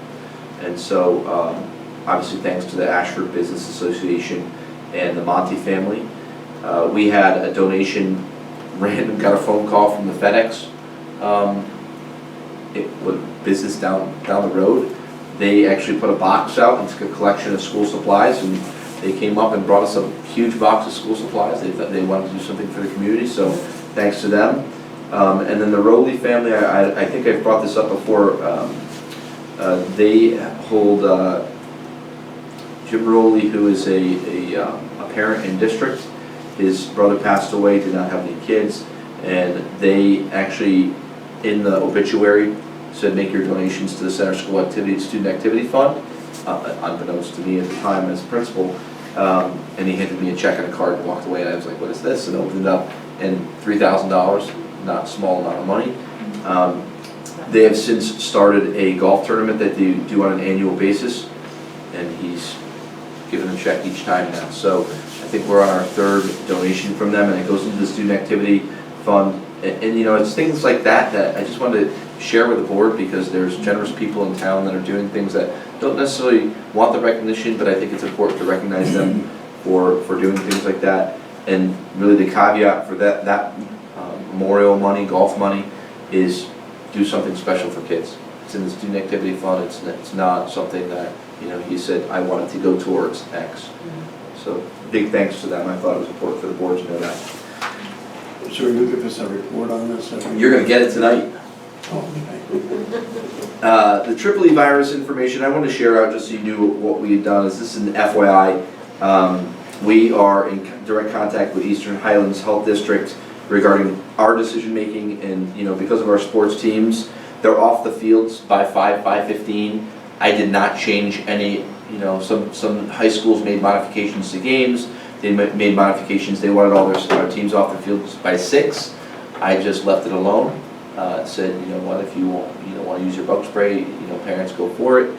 But obviously we're in direct, you know, consultation with Department of Public Health and Eastern Highlands Health District for recommendations. E.O. Smith was at 6 o'clock. Eastern Connecticut State University, 6 o'clock.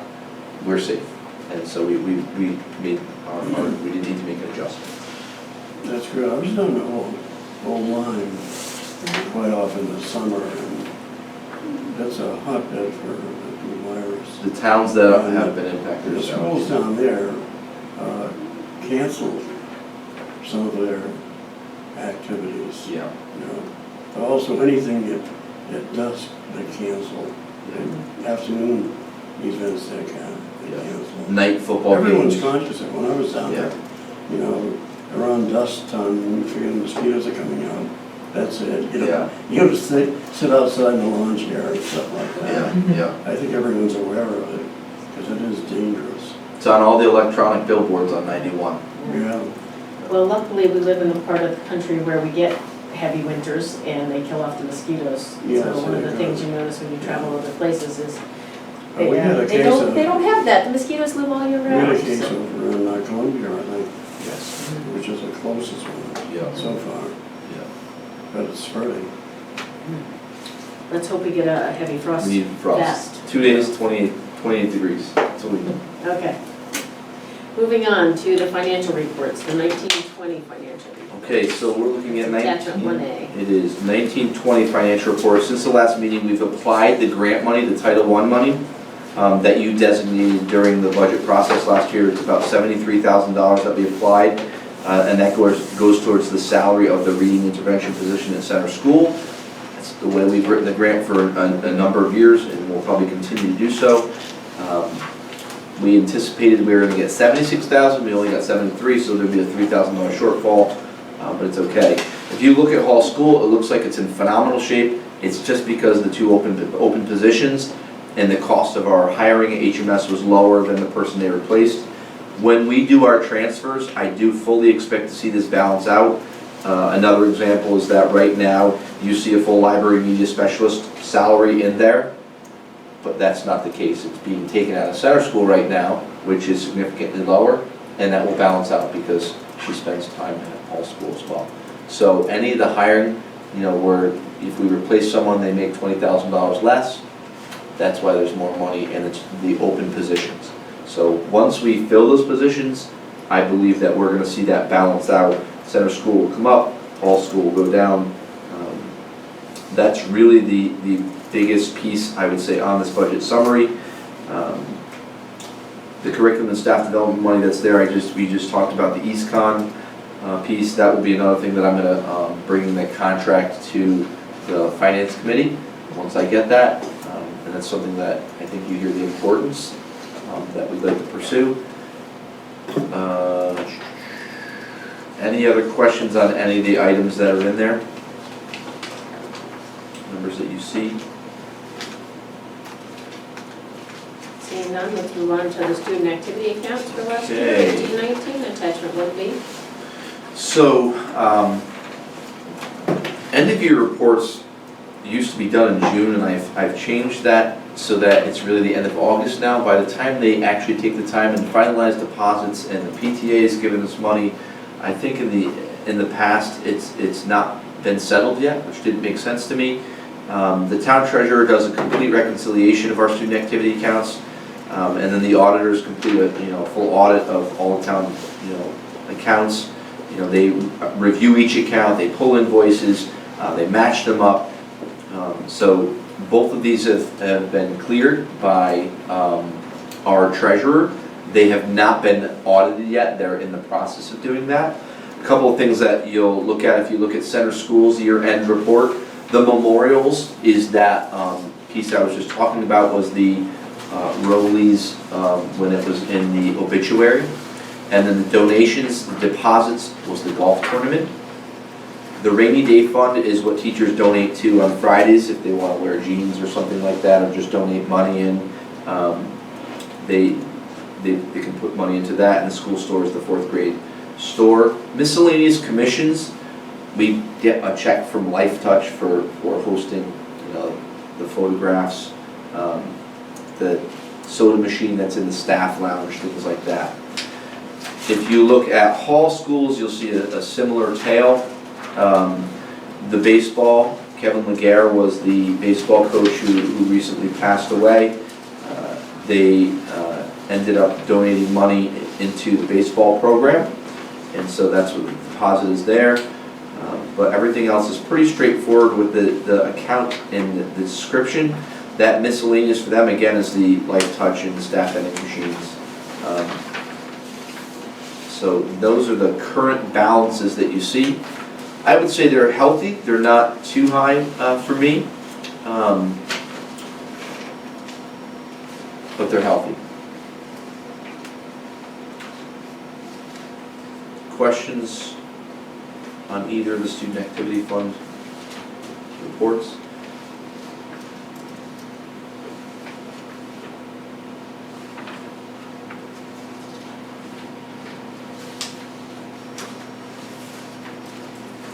Who handles the report? Principal?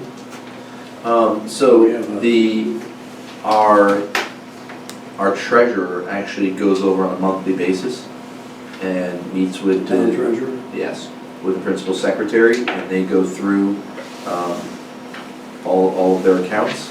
The principal is the one that approves the payments. They usually run them by me if they're bigger amounts. If they're smaller amounts, that's not required in our process. But remember, the student activity fund, those... So in withdrawals, they have to fill out a form of some kind? Correct. They go If they through. make a deposit, there's a deposit. Right. They have to match up all of the bills. Yeah. And so when they do an audit, they'll say, okay, you brought in $1,800 from the book fair, and you spent $600 on this, on these books. Show me the receipt for $600, and you have to pull that invoice and back it up. This process, I think Jackie updated and cleaned up an extra layer to make sure that there's kind of a second signature and part of the process, and it's worked very well. Herb, did you have another question? No, I don't. That's enough. You know. Anyone else? Okay, moving on to the budget timeline. Since we're It can't be budget time yet. Since we're, and listen, I'm trying to move, so since we're on the financial report, I wanted to put on that, because we're really gonna be starting on my end really quickly here, the budget process, and you see where our financial reports are now. I gave you the budget timeline. This is a draft.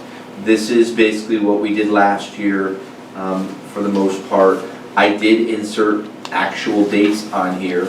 I know we're going through elections, but I think it's important to set these dates as early as we can so people can get them on their calendars, because it's really probably one of the most critical pieces of your volunteer work as a board member.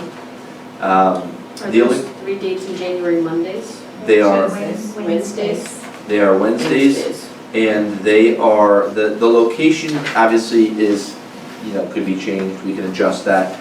The reason I wanted to bring this to you as well is to give you, if you want me to just go ahead with it, that's fine, but I want to give you some thoughts on, you've experienced the budget now and how the programs are presented.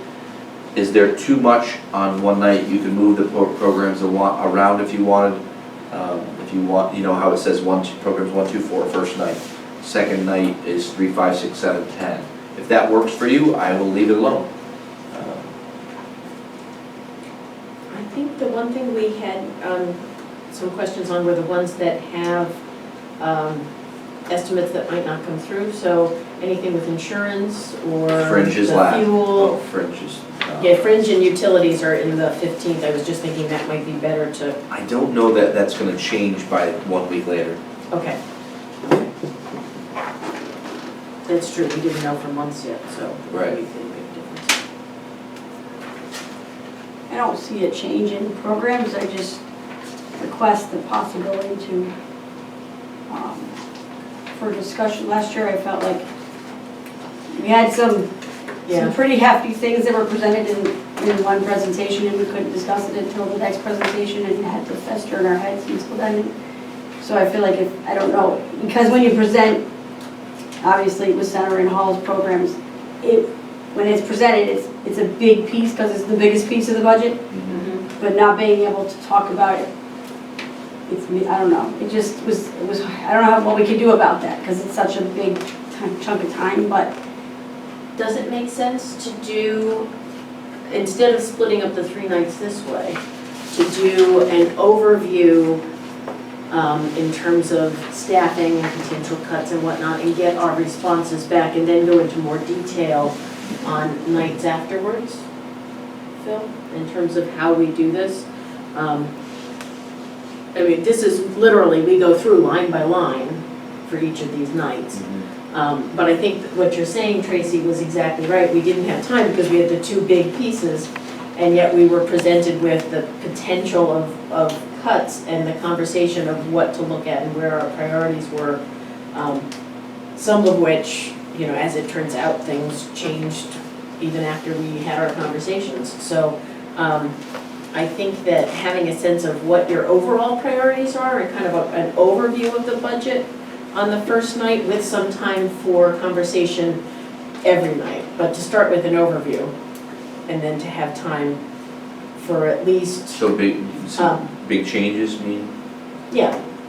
So you can get the full picture first? Yeah, right, because it's hard to assess, like if there was a big change coming in special ed that we knew about, it's hard to think about if a big change in transportation was, warranted, so kind of just to give us the context of the whole budget. And then I think what we should do though is I do think we do want to have a chance to comment, and maybe just 2 rounds of comments as opposed to conversation, because once we start, having broader conversation, save that conversation for once we've had all of the, the broader conversation. But I recognize that we stifled the time for board comment, trying to keep it really low and get us out of there because it was already quite late. So I don't know if that was just me. Would that be, I guess the question I have for you is, was it the back and forth of conversation that you would have liked that first night, or was it just a chance to respond and you would have liked, a round of board comments, giving everybody 2 or 3 minutes?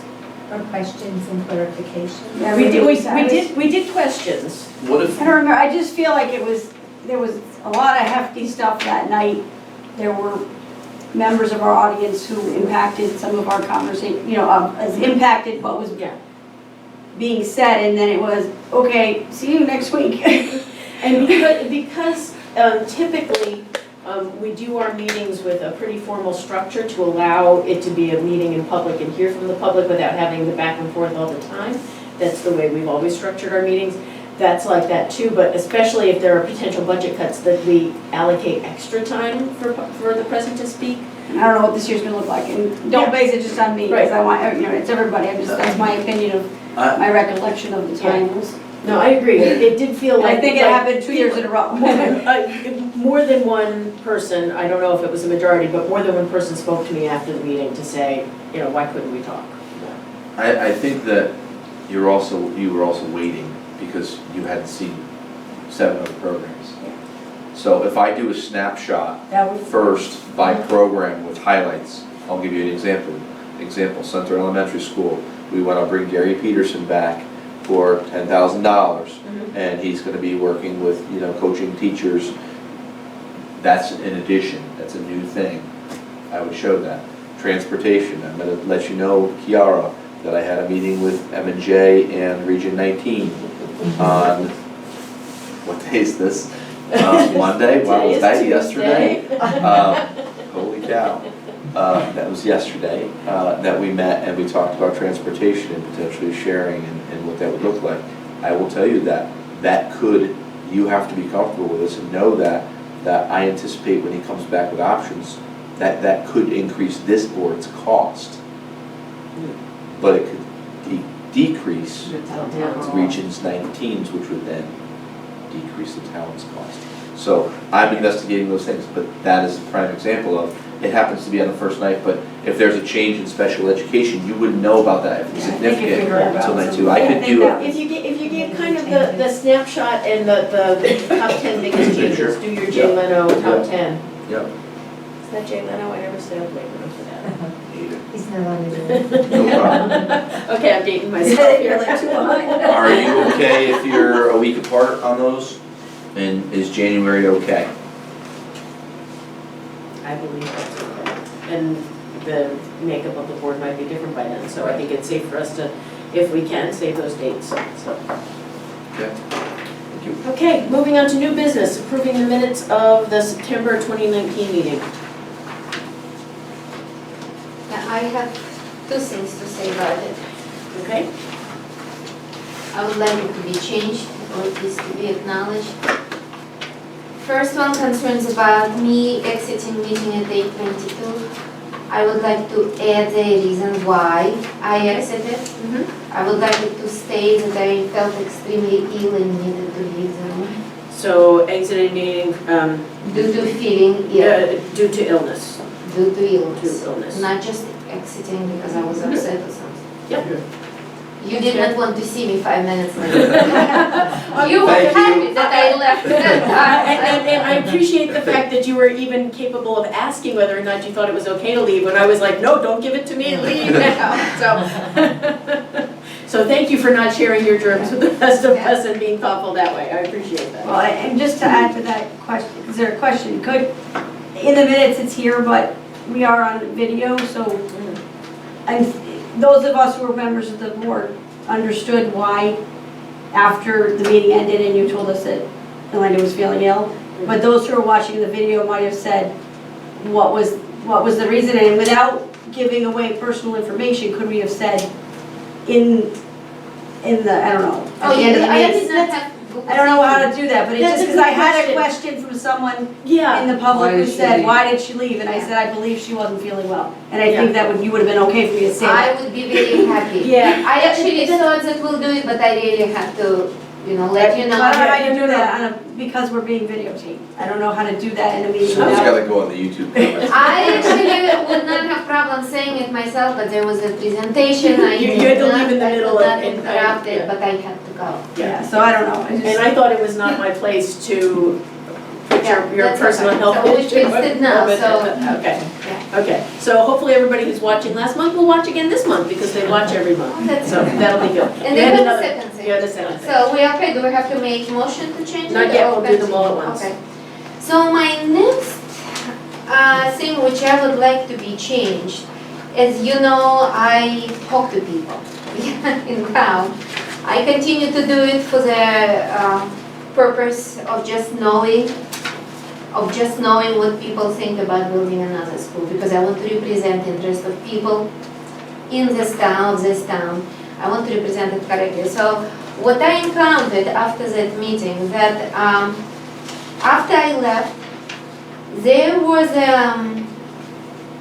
hold on 1 second, there was a comment made by from the public by, let me see, Lori, Or a second one?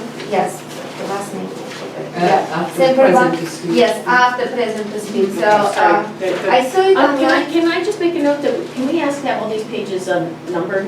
Because it's really helpful if they're multiple pages, just going forward, okay? That would be great. What page you want?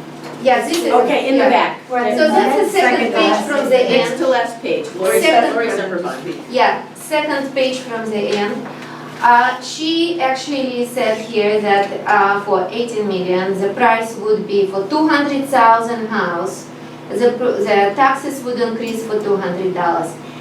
It's a very wrong and incorrect number. We know that it's at least 3 times more. So, but we are not eligible for, giving the exact number now. When you say we, what do you mean? Well, She's for the Board of example, Finance. well, the chair of the Board of Finance, the meeting before, introduced the same project and the price was $690. So, hold on, and it was, although he did say it and gave you official information, that it was not in the minutes. Then, last meeting, he gave an updated numbers for 30 years loan, for 23.5 million. It's very variable. For the 200,000 house, the price is $590 for average house. What meeting was that? Yesterday. At the The Board Board of of Selectmen. The Board of Selectmen The same meeting. number. The Board of different Select, 590 for 30 years. Before it was it was 20 years. We were talking about 20, 30. No problem. So my whole idea is that this number obviously is not correct. And I encountered that many people, not many people, I encountered just a couple people who thought that this number is a correct number and they thought, oh, it's nothing.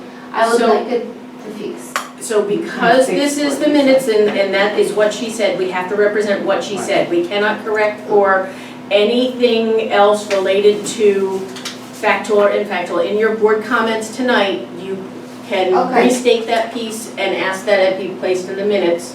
It's not a correction for this because we don't have the exact numbers and we could So can argue, we make a argue note? forever, Can we make a note here? not in the minutes. No, can we make a note in this minutes No. that Board of Education is not responsible for these numbers? No. Because It people says took it, present to speak, it's already implied. If it's not, this does not represent the board, this is the people who speak. okay, then my question is, the meeting right before this, the meeting in August, we fully skipped Jim Bulick's comment on his numbers.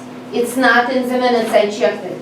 Okay. Although he made a very exact presentation of the numbers. So I see inequity here that Jim Bulick, the chair of the Board of Finance, his numbers were ignored, which are much closer to the correct numbers if to apply Do to. we have a recording of that? We do Or have was that the one that recording. was not recorded, because we are missing one recording? No, I don't know, I was away. I don't That's a know. video recording.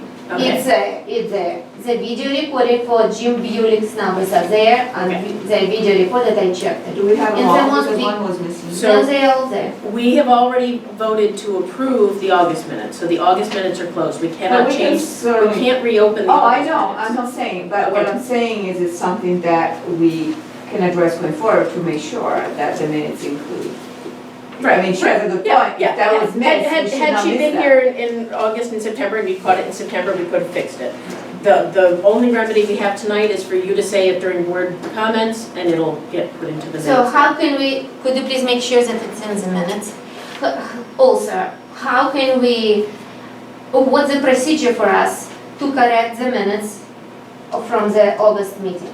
We cannot correct the minutes from the August meeting. How We've can already we- approved those, and that's a closed and finished. The Can August we put minutes. it in the meeting, in the minutes for this meeting? That's We that's would exactly like what to I add. said. That's No, what what I'm you saying said. is that if you just make a comment saying you would like the public to know that this was left out and this is the information you'd like to present and you felt will that be this in the was, next- that this was not as correct Okay. as you would like to be and we are not responsible for the numbers, that's the perfect thing to say in board comments. We don't know what the number is. Yeah, but that's obviously a very wrong number. Yeah. Very, it's like 3 times People less. will- people will have- People throw out different Right. But people think, Actually, none of them are probably gonna be the numbers been thrown out. Right. I think we realize that. yeah, So but I'd like to, people I would could like to handle like this, we are trying to approve the minutes for last month.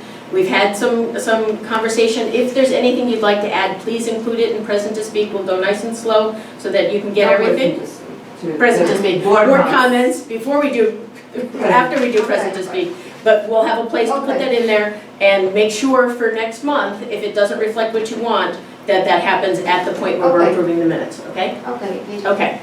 So we have a motion on the Yeah, table but her comments should be in the minutes regarding tonight, for her tonight's minutes. position. Yeah, absolutely. That these figures are not accurate.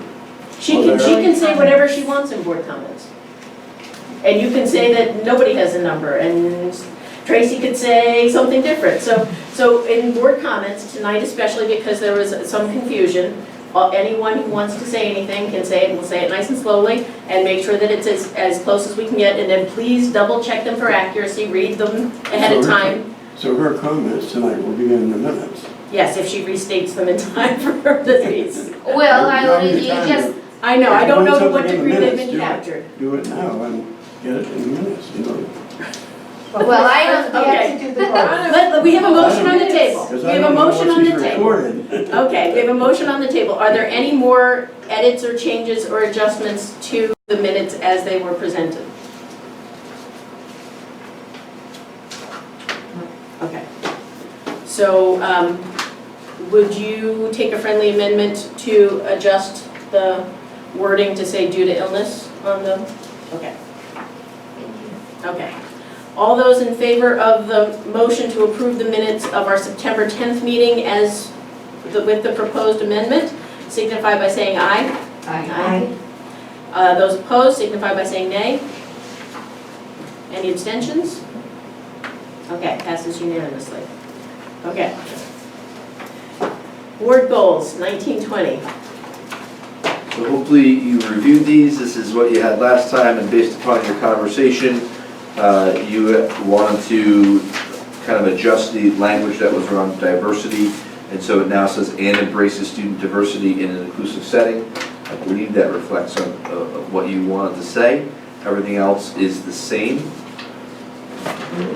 question, this is, so what are we voting for? Attachment For 3. both The sides? attachment 3. No, Or that was original and now we have. this is No. actually the administrative goals. Yeah, So flip it over, so the part that says attachment 3. Okay, this is what we are voting. you're No, voting for flip it over. That's the front, that's the okay. part we're voting on, is Goals. attachment 3. What's on the back are the administrator's goals, that's just for our information. So this is, Okay, The part that we're voting on is the Good. part that says attachment 3 in the Mhm. upper right-hand corner. Correct. thank you.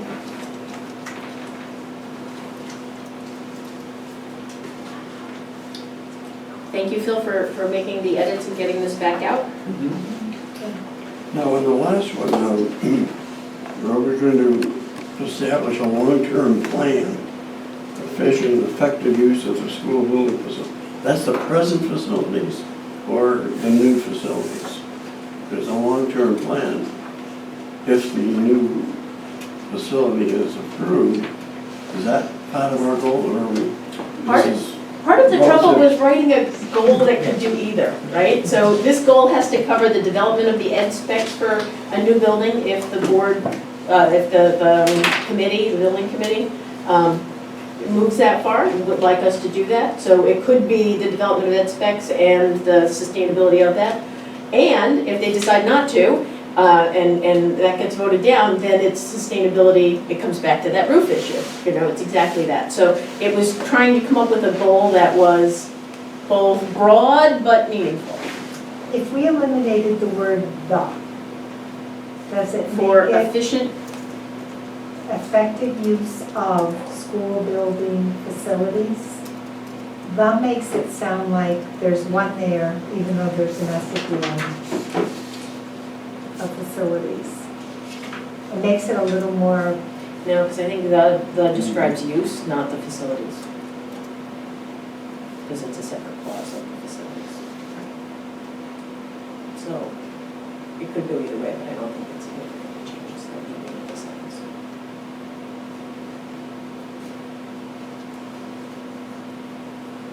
thoughts, questions? I think it sounds great. Okay, seeing no further questions, I'll take a motion from the floor for approving our education goals for this year. Yes, I'd like to make a motion to approve the education goal for this year. The Board of Education goals for 2019-2020. I second. Okay, thank you, Elena, thank you, Kiara. Other thoughts, questions? Seeing none, let's move to a vote. All those in favor of approving the education goals for the Board of Education for 2019-2020 signify by saying aye. Aye. Passes unanimously. Okay. Admin contract. So the admin contract was up for negotiation. Tracy and I did the negotiation. This is it's an easier contract to negotiate. It's a smaller group.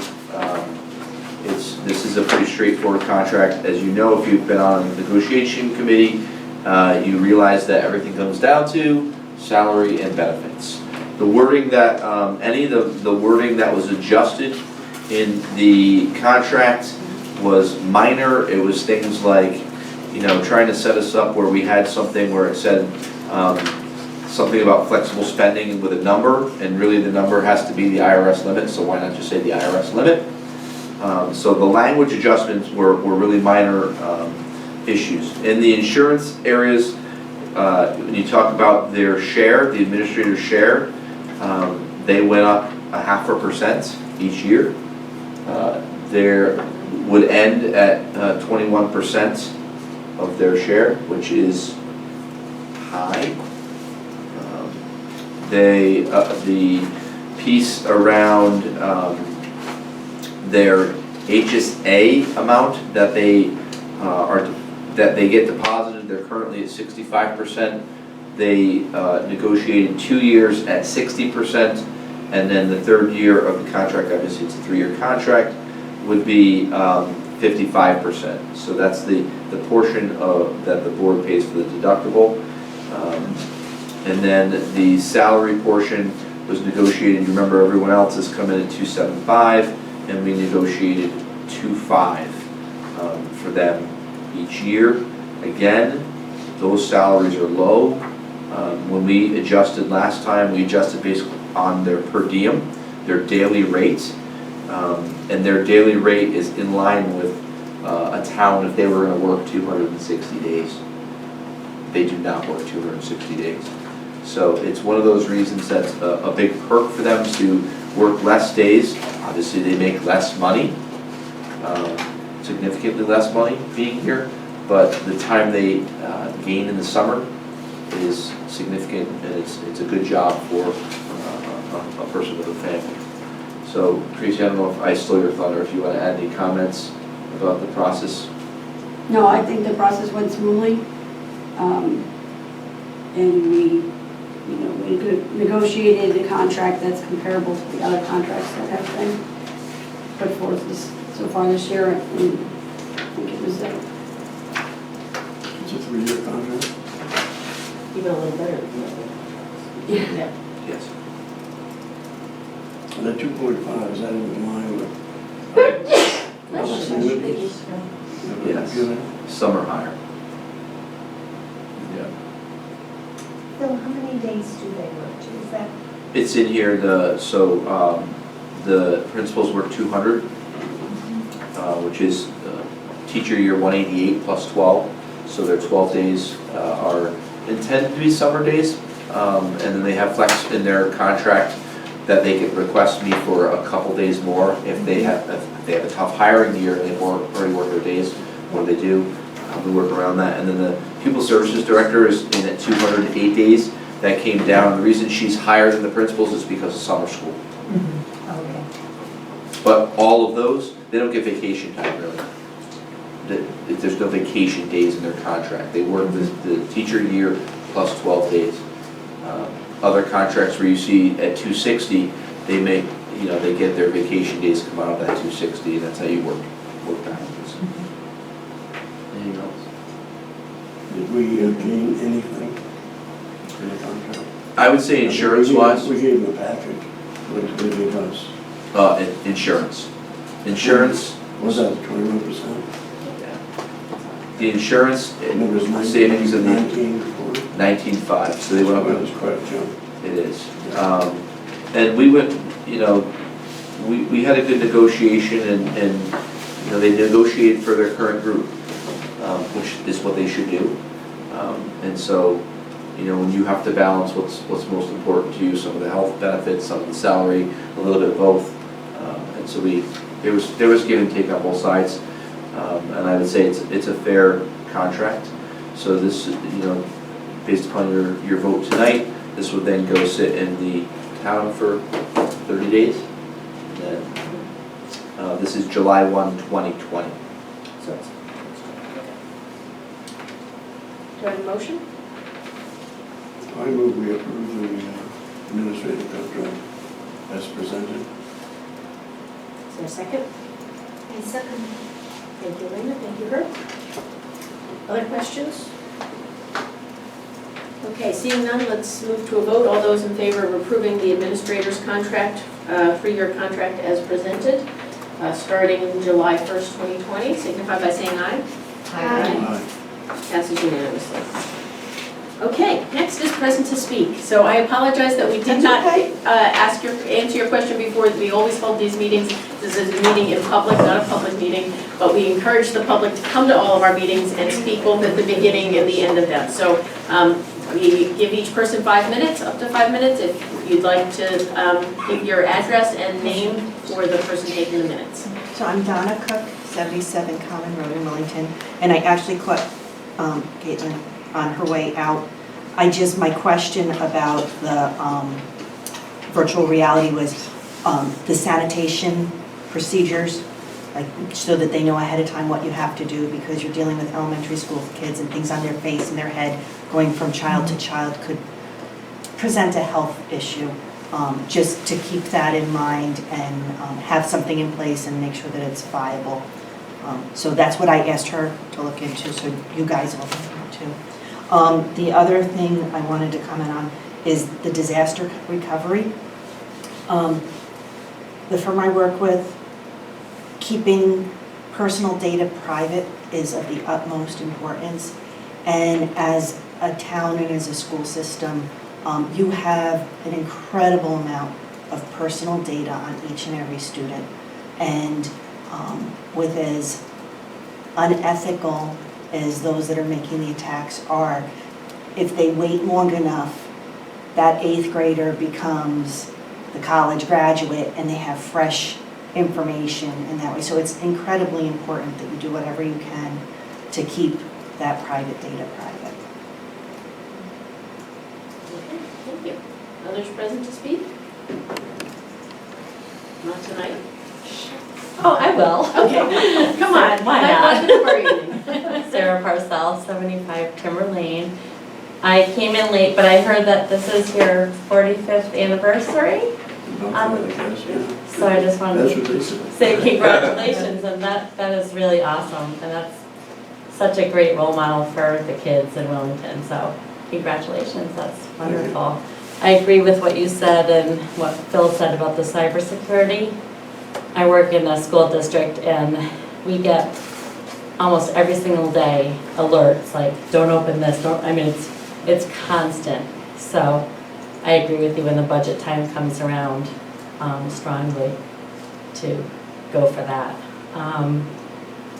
I also want to say I'm impressed with the algebra program, and I know that teacher did a lot of work to make sure that the kids were ready for SBAC, because sometimes when you take algebra, you're missing out on some other skills, the regular mathematical skills, but I think the kids did really well, so that was awesome.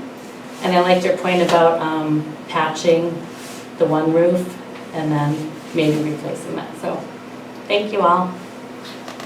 Okay, thank you. Moving on to board comments. Elena, would you like to start? can I be last? I want Herb to go last. Oh, sure. We'll end on a high note. That's okay, I just wanted to say to listen. So, I anticipate what everybody can say, but thank you, so I agree already ahead with all the thank you. And I would like, towards my comment, with a correct price, that 200,000 house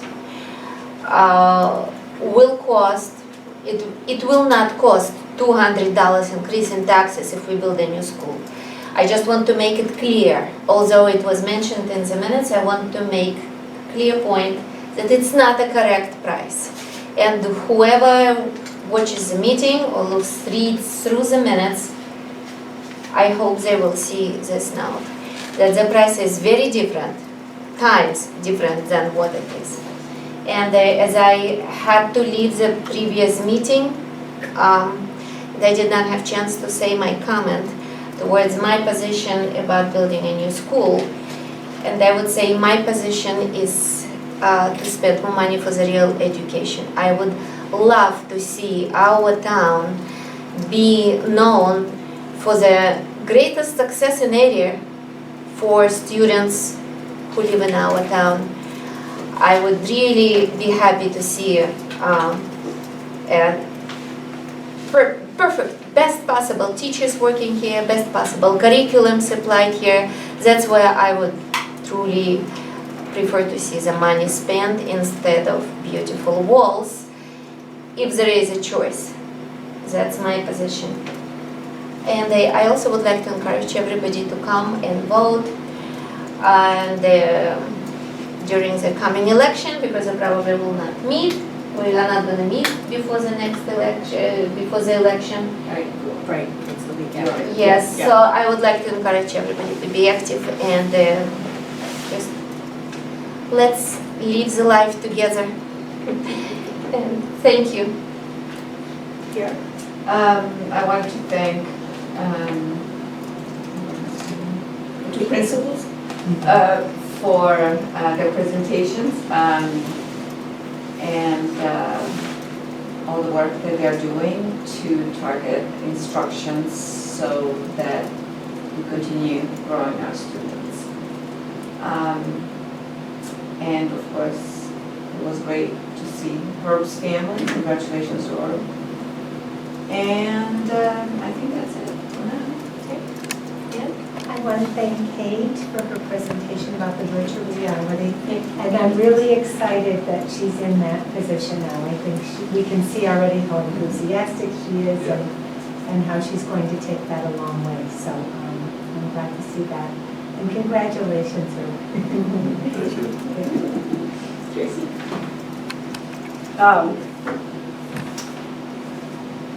Just to repeat the thank you to Kate and Ken and Rich for their presentations that were very informative. And also to thank Phil for his efforts. Every morning when I drop little Claire off at school, I see him out there with his sign. And now we have a new sign that will tell the driver what their speed is and hopefully will help them to slow down and follow the traffic laws and keep our staff and students safe. And congratulations to her. Sorry I missed the beginning, but it was wonderful to see your family. And you're an inspiration to all of us because I don't know many people who spend that many years on a board. And with a smile on your face every time.